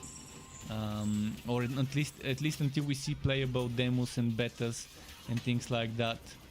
But so far from Diablo 4 I've seen mostly good stuff, and it's been getting better and better each time I see some information about it. And this quarter was no different.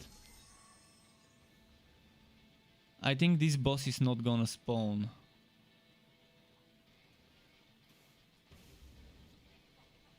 Is it me, or is this boss never gonna spawn?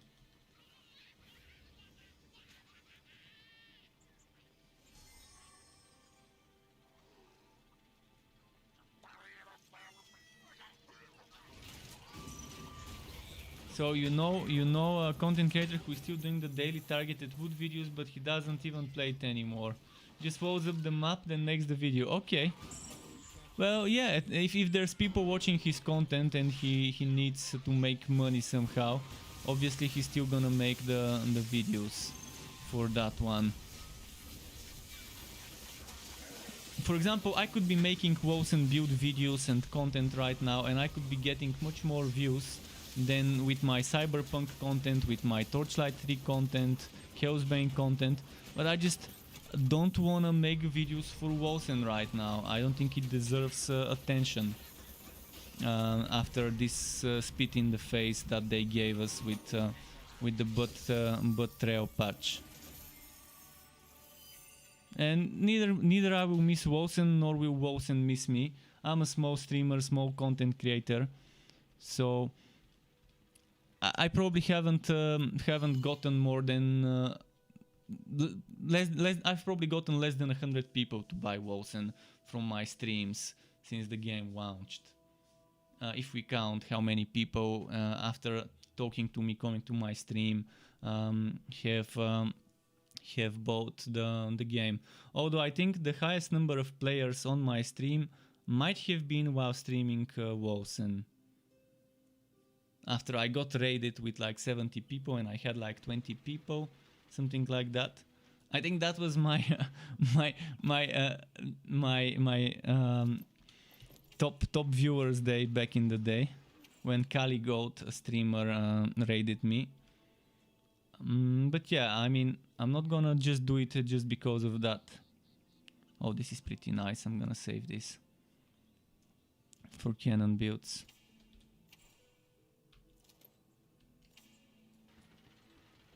You haven't played that game, just heard about it. Yeah, you've probably not heard much good about it. Your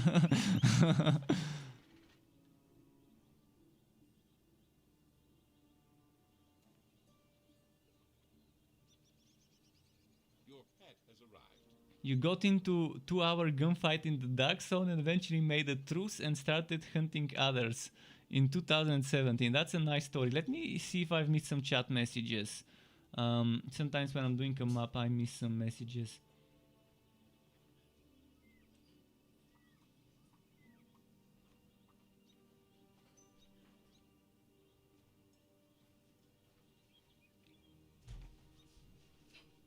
Okay.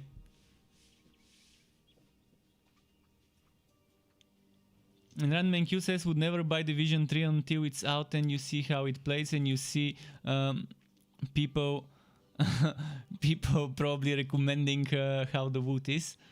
Pierce Levanten says 10 hours, no way. Yeah, some people can have 10k hours if they have some way of sustaining and spending this much time. I mean, since 2016, I can see how one can spend 10k into Division 1 and 2. In Torchlight 2, I spent over Torchlight 3. If you include Torchlight Frontiers, the alpha, I've got over 2k hours. Because I've got over 1k in the alpha and close to 1k in the early access and post-launch since June. and only like 50 hours in the beta because I couldn't stream it. That's why I didn't play much the beta. So I can see how 10k since 2016 is doable, achievable. And that's the thing, there's people who have played this game much more than me because I spent a lot of time editing. Sometimes I would spend like 8, 6, 7, 10 hours even editing content, which means not being in the game, not being online, just spending my time in Adobe Premiere and After Effects and Photoshop.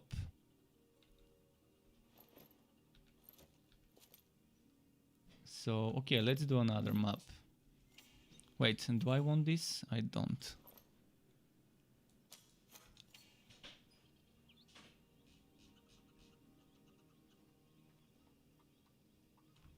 Randman Q says, I remember that fort building. Do you build them in Endgame? I had a fort quest that doesn't go away and I don't know if it's bugged. Level 11 or so.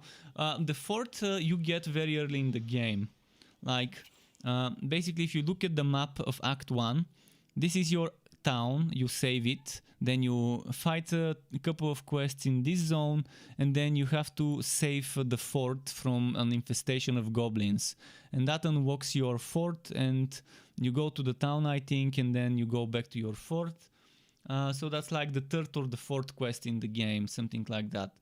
Then there's a bunch of other quests. And you can always go to your fort. You can press Z or whatever your hotkey for Porto is, and there would be option to go to your own fort if you're not inside it already. Or you can just teleport to it going to the waypoint. If you click on any waypoint, there would be your fort here. You can teleport to it. Your pet has returned. And then you can customize it by...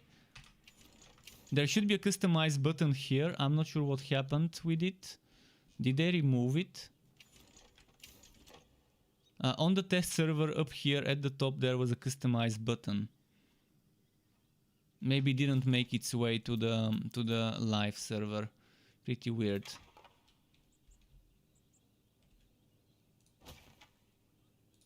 Have you seen the pet bets and pet purchase? Basically you can display some pets. Like you can put this one here and it would stay there. It's like pet storage, and you can put on the ground something like this alpaca and it would stay there.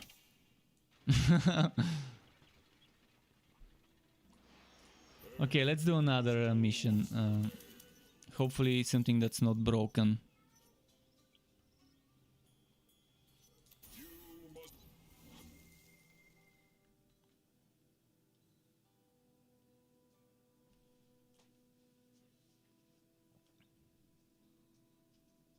You stopped playing before the dungeon came out to focus on your 3D career.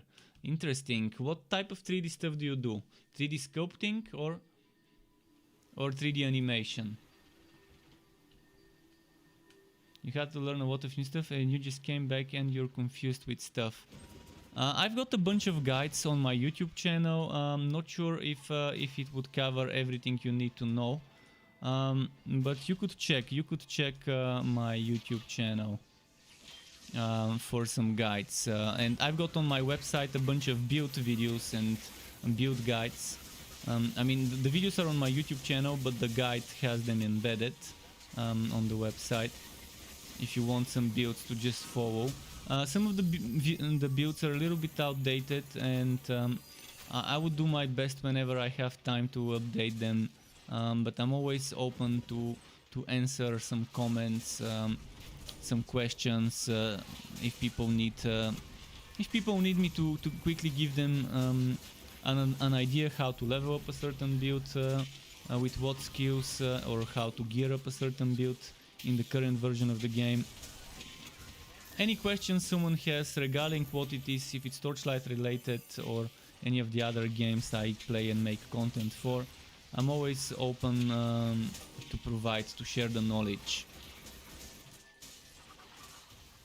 You know, as one character in Warhammer Chaosbane says, knowledge is power.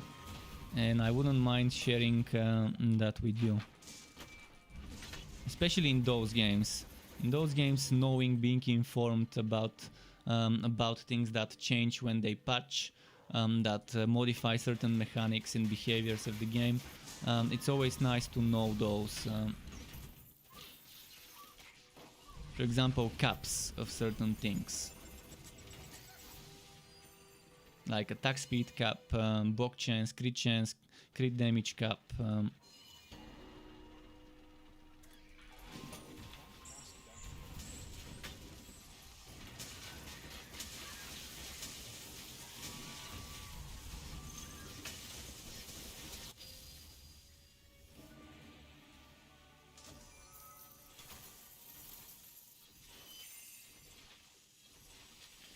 Randman says that he had to stop before Fazir came out, which sucks because he was looking forward to it.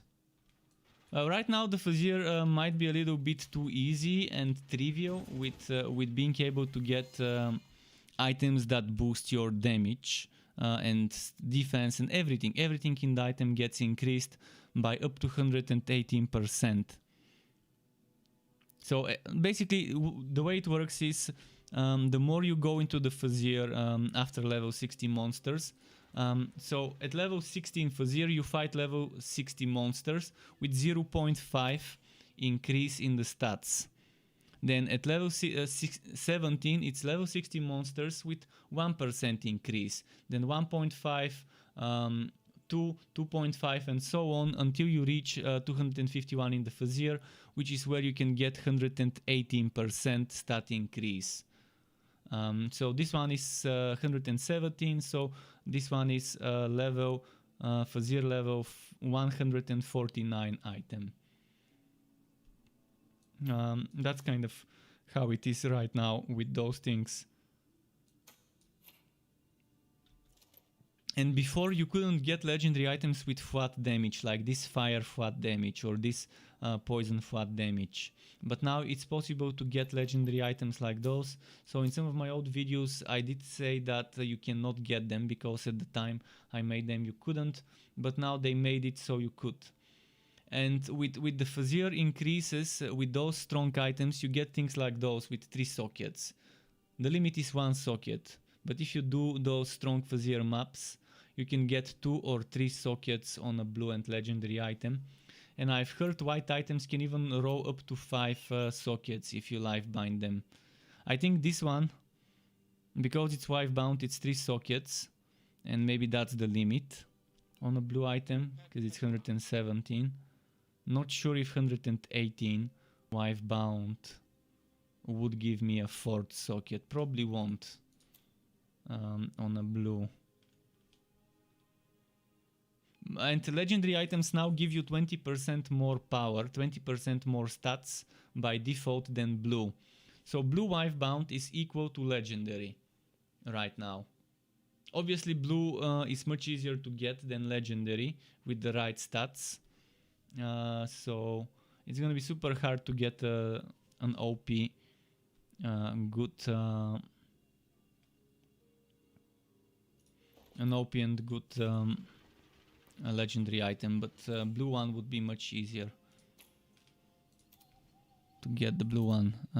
I need the wait, did they remove it? Oh no, that's only on tax. Only on pet tax can I get cooldown.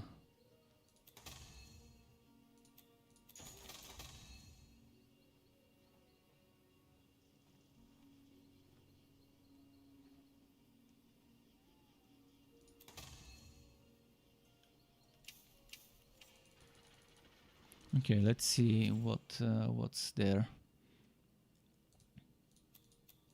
Oh, I need to get rid of some recipes. And there's a secret alpaca level. I will make a video about it tomorrow. Today, when I loaded up the game to record myself and to make that content, well, the game servers were offline, so I couldn't record myself and talk about the secret alpaca level. But it's already out there. People know about the secret. The secret is out, so I can finally make the video.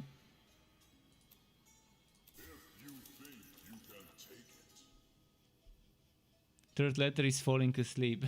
It's almost 10 p.m. here. I'm gonna do this map, take a piss, and then I'm gonna have another half an hour maybe. And then the stream would end. Should I do boom room?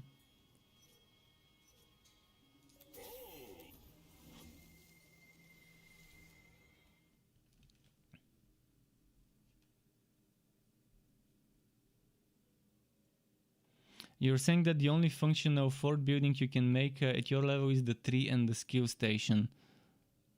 I'm not sure. There's other things, but they're under other categories. And the Fazir dungeon you have to make after beating the story. You beat the story and then you go to Act 1 and then there's a mysterious stranger. And you talk to the mysterious stranger or traveler, whatever it's called, and it gives you the lamp, which unlocks the fort decoration for the Fazir that you can place. There's a style station which should be somewhere there. Maybe your quest is bugged, maybe you need a new character to do it. I'm not sure how it is on your end. I need to check what all the different functional buildings on my end are. But some buildings have been moved around from one place to another.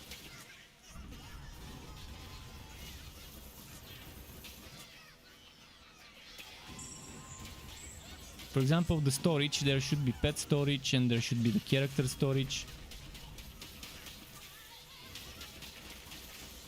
How is the multiplayer in this game? Well, the multiplayer is co-op for up to 4 people. It's all hosted on the server, so there's no peer-to-peer or anything like that, which means no cheating that we know of at least. The thing is, you better be playing with someone from the same region. You might expect some lagging if you're playing cross-region. If, for example, you're from Asia and playing with someone from Oceanic or from Europe or from the US, you might have some problem. If you're from Europe playing with the US, I guess it just depends with the connection. Sometimes I play with US players in co-op and I don't lag as much. My ping is like 150, 180 to the US server. But the multiplayer is fun because the more people you have in the game, the stronger the enemies get. But the stronger you get as well because you can buff each other. You can give each other damage buffs, you can give each other other things such as vulnerability applied on the enemy. For example, you can stack the vulnerability from one class with the vulnerability from a second and the vulnerability from a third class. And then another class can make the enemies do less damage. While buffing nearby allies that stand in a circle and buffing himself or herself based on how many enemies are standing in that buff circle. So the multiplayer is very fun in this game, and it's much more fun to play it in multiplayer than solo. And I think it's one of the good things in the game. If you find people that you have stable connection to their server to play with, that you don't whack when playing multiplayer with those people, and you can just push together. It's very fun, it's much easier. Even though the monsters become stronger and take less damage, so you do less damage based on how many people are in the game.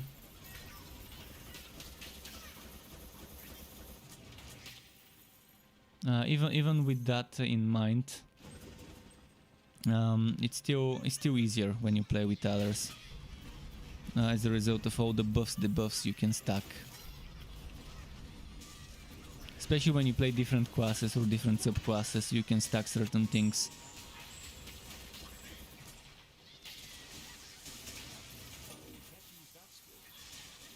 Matchmaking, no. Unfortunately, there is no matchmaking whatsoever. So you can't, like Diablo 3, to choose rifting or to choose story and bounties, etc. The only matchmaking is global chat, and global chat is not completely global. I think it depends on what zone you are, or maybe it is. And Discord, you can try and matchmake with people in Discord. or go to people's streams and team up with others there. But yeah, there is no true real matchmaking yet. Maybe they would add some later. They're a small team, so I guess it's not on their priority. It's not on their priority list of things to do. Oh, would you look at that? I destroyed a prop, and then the other things that were on top of the tables remained floating. Okay. Floating props, let's do it. Bug. See, this bug, I don't really care if they fix it or not. It's not something that's gonna piss me off if there's gonna be floating objects. But I can see how some people could get pissed off from this. It's just funny visual bug. Max said they're contracted for 2 expansions for this game, so they have to keep developing. He's interested in the future content. That's nice to know. When did Max say this? Was it a recent interview? Was it in Discord? You played with Australian and had no issues in Canada while you're in Canada. But your fiber speed is fast. Yeah, so you were. It matters regarding your connection to the Australian server or regarding who was hosting. See, if you play with an Australian, there's something like who opens the portal, and not who opens the portal, but rather who enters the portal first. I did it once. I was playing with an American, and he opened the map, but I entered the map first, and I loaded into the map first, which meant it was creating an EU map. When we checked our control and the information, it was an EU map because I entered first, and I triggered the map. And it created a seat on the EU server. And the American person, even though it was their own map portal, since I was the first one to enter, it was creating a EU server. And my connection to the EU server obviously was better than the one to the US. But yeah, it all depends regarding what your connection to that specific server is. And keep that in mind. Whoever enters first at least it used to work that way, maybe they changed it, but whoever enters the map portal first is the one that decides what the server will be. Another map that can be completed, 2 in a row. 2 out of 3 maps from the ones I can do now cannot be completed. So I'm kind of left with just one choice. Hopefully that one choice can be completed. So obviously that's the one thing they keep trying to fix and they can never fix so far. Quests that you cannot complete due to missing drops, missing enemy spawns, things like that.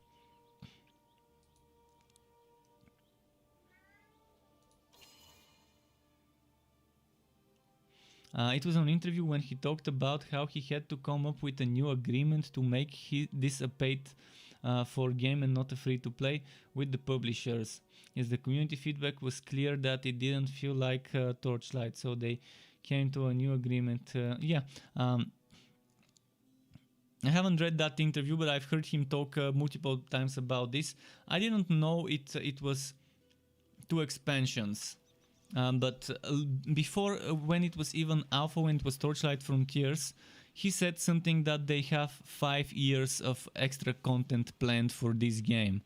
Back when it was planned to be free to play, when it was Torchlight Frontiers, so that probably meant new frontiers, new act that they were planning as extra content.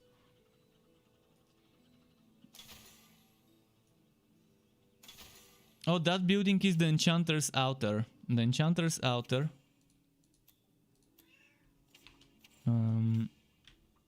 Oh, my customized fort button is back. Not sure how I glitched it to disappear before.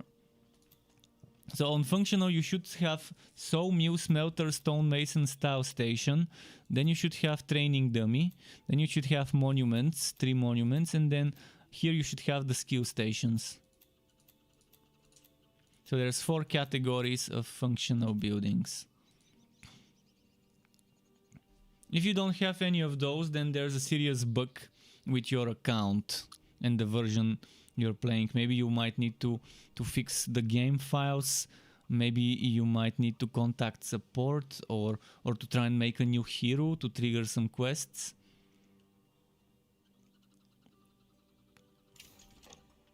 Okay.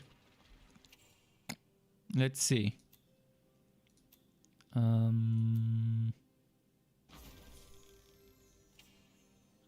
Yeah, I'm gonna need a quick 1-minute break to go take a piss. I've been holding it for a while. I drank a lot today. But yeah, just a moment. I'm gonna do the BRB screen.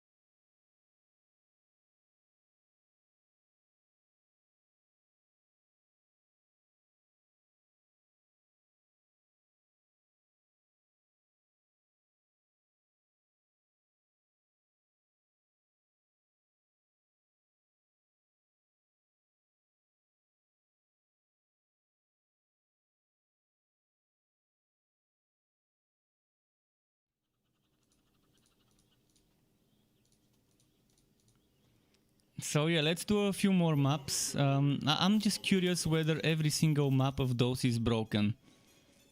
This one was broken. This one I think was broken. This one shouldn't be broken and should be able to get completed. Rentman says he remembers the enchanting outer, so he's been keeping blues, but now past level 10 he's confused about the humble seed quest, which the humble seed quest is basically a quest where you need to just collect trees. Go out in the open and collect some trees. Gather them, just click on them, you don't need any tools, and the hero starts collecting, and eventually you would be able to collect some I forgot what it was, something that drops from the trees, and then eventually you will unlock the tree of luck and place the tree of luck in your fort.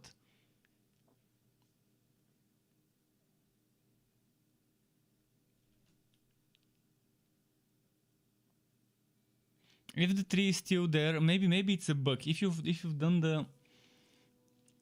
the tree of luck quest and the quest is still there, maybe it's a bug. What you could do is you can remove the tree and then place it again, and maybe that would work.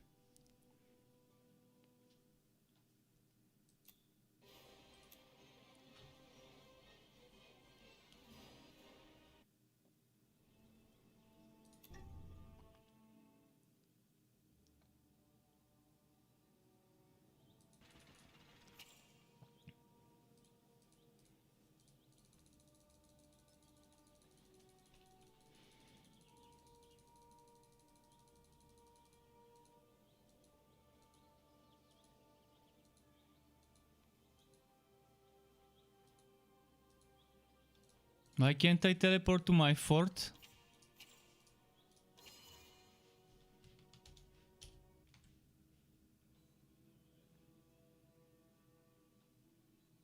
You've put the tree down and fed it. You can try and remove it.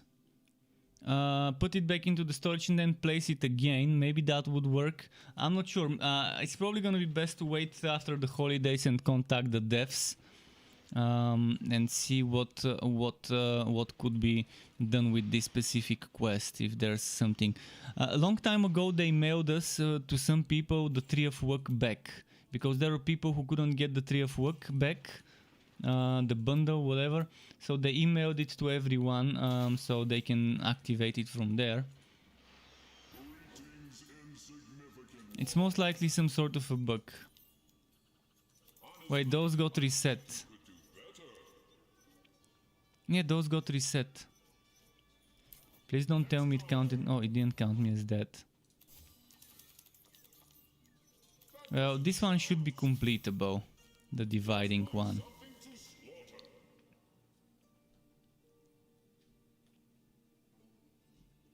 Probably it's best to just wait for after the holidays and then try and contact them on Discord, or maybe just make a note ticket. But note ticket, maybe it's good to make a note ticket and then contact them in Discord and give them link to that ticket so they know, so they can.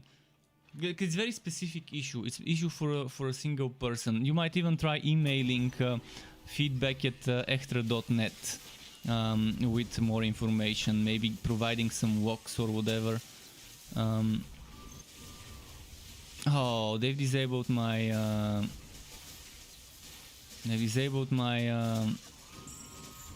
I can't do much now. I don't have Whirlwind, so I'm gonna have to play without Cyclone mode. That's gonna be the most boring map I've done ever without Cyclone mode.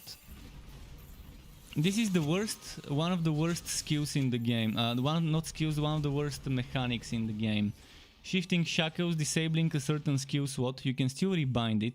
I can put Cyclone mode here and still use it, but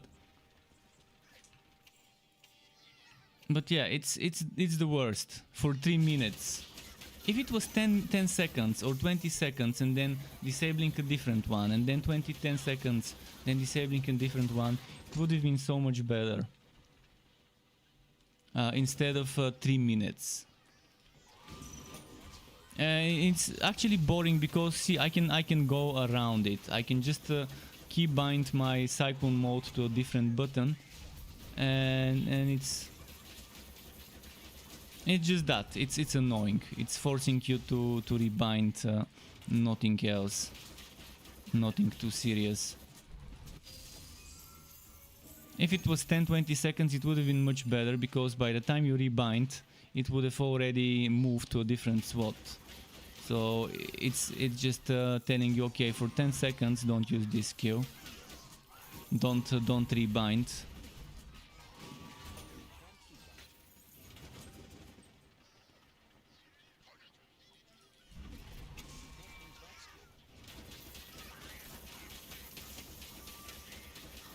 And it can be much more trolly. As I said yesterday, it's gonna be much easier for the game to troll you if every 10-20 seconds it rebinds a key, especially during boss fights.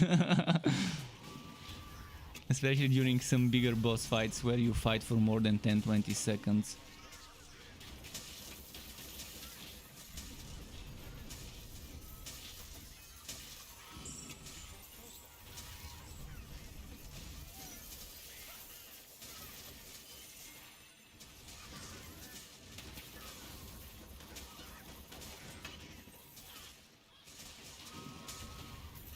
Alright, let's see what's here.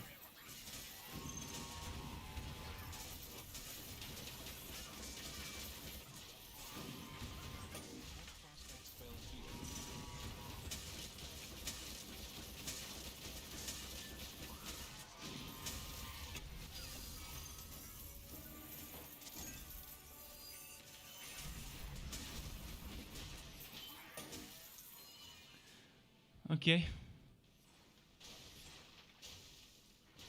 Redman says he got good with this art style, so he wants to keep playing and model on his own stuff, and he has tons of free time but still loves modeling and texturing. Before he focuses on photorealism, as he worked more in visual effects. He likes to model a more dark and grungy Torchlight environment. Oh, that would be nice. Right now, this game doesn't have official mod support, but it's on the Unreal Engine. And people, if people want to mod this game, they would find a way to mod it. If someone wants mods in this game, if they want to make it, believe me, they would find a way. Just like Torchlight 2 didn't have official mod support from the get-go, people found a way to mod it, and eventually the game got official mod support. The devs have mentioned the same thing in one of the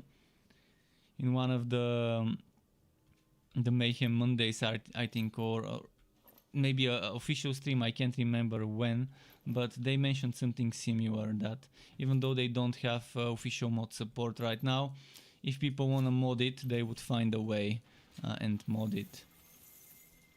And there's a lot of tools. There's a lot of tools with the Unreal Engine, and yeah, I wouldn't be surprised if there's some enthusiast out there that manages to make some nice offline mods for this game. Modding can make this game amazing. It's a good game, but it's not an amazing, not a great game. It's just a good game for now, which is still a decent thing. But with mods, a lot of things can be added. Quality of life things. Multiplayer can be added with a mod as PvP multiplayer. First, someone would need to add multiplayer for the offline mode. Then someone would need to make PvP for that multiplayer. But if you're more of a 3D design, modeling, texturing kind of guy, you can make some new props, things like that, and if they like it, they might include it. They've said that if they find good mods from the community, they wouldn't mind including those into the live version of the game.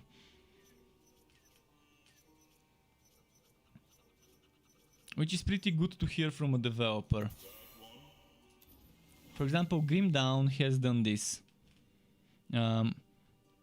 They've included certain mods that the community made into the live version.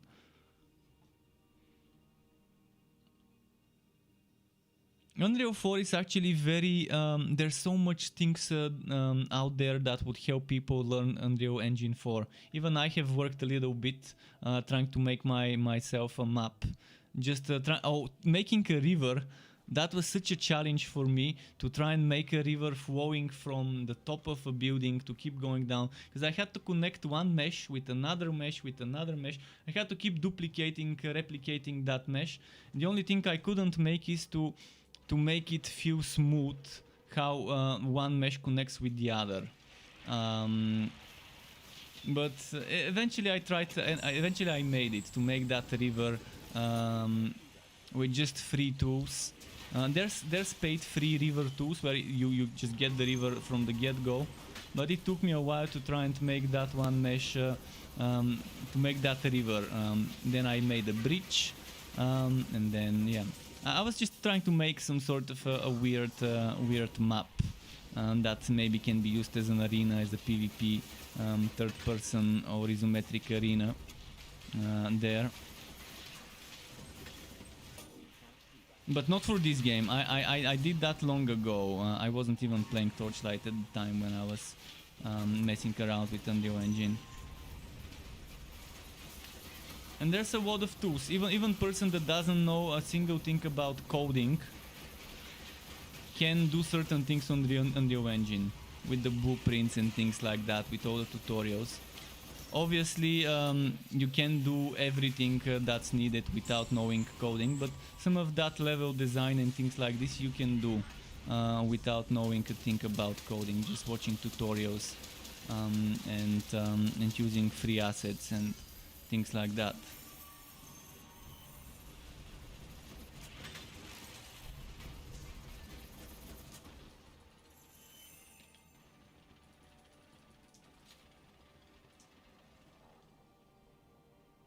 Modeling in Blender is stronger than Unreal 4. You know, a lot of professionals who would agree. Well, Blender is obviously the place to model, from what I've heard. I've not been modeling. I've been just using pre-modeled, I was using ready assets and just modifying those one way or another. For example, applying textures to meshes and things like that. Applying some materials to other things. And just creating a level, creating one little small part of a level, just to mess around with it, and it was fun.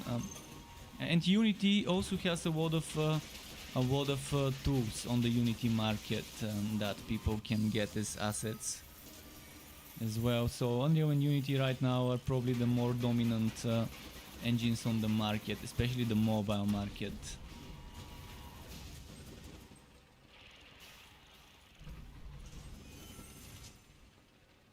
But yeah, I know that Blender is the preferred 3D modeling place tool software, and people even use it as benchmarking when benchmarking video cards and stuff. They do show for the creative people out there that work with such software benchmarks from those. For me as a content creator, it's very important when I buy a video card for that video card to perform well, not just in gaming, but also when it comes to editing, rendering in Premiere and Photoshop. And actually, Photoshop it's fine. I mean, it's not that difficult if you don't work with big files, and I don't work with that big files in Photoshop. But it's important for me in After Effects and Adobe Premiere to get good results. And yeah, I guess NVIDIA right now is the one with the better optimization for programs like Adobe After Effects and Premiere.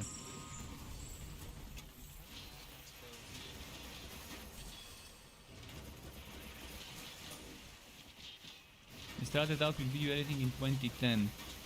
Nice.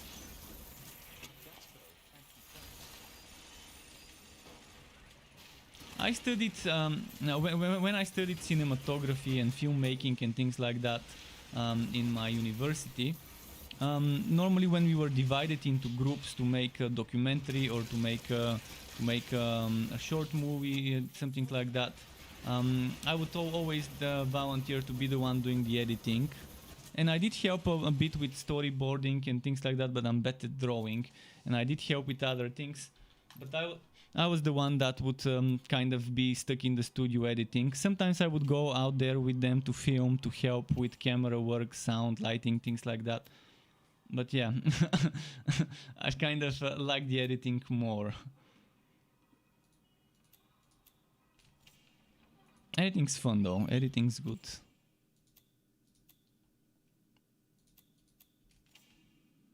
Okay, I needed to change this.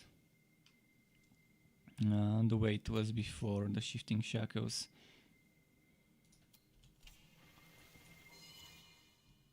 So one boss fight and then I'm done for today. Not this boss fight, the one after that.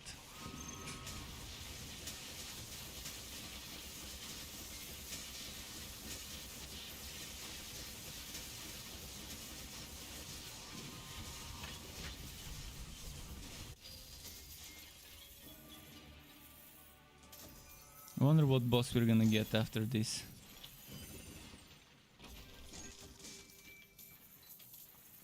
But yeah, Torchlight 3 has gotten a lot of improvements since the beginning of early access. Since the beginning of whatever, since the beginning, let's say. So whether you compare this game since the beginning of alpha or the beginning of closed beta or early access or even since launch, it's been rapidly improving with each big major update. A lot of changes, a lot of good things. Also a lot of new things, some of them broken, which eventually get fixed. But yeah, they're steadily improving the game. and it's getting a lot of hate that it just doesn't deserve this game. Some of the things I understand, and I agree with some people when they're saying they don't like this or that of this game.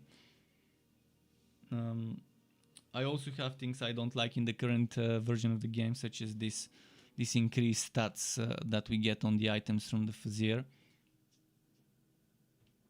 Or the life bound system. I definitely am super disappointed from this life bound system, the way they changed it. It could have been so much more. It could have been something that instead of you losing the item, you lose your ability and then find some resources to repair the item. That could have worked. So, yeah, now I can't use my uppercut because it's silenced.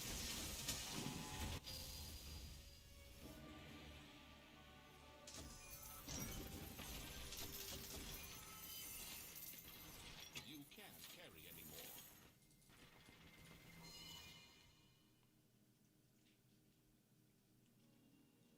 They for sure using new shaders. It looks better than when you had to leave.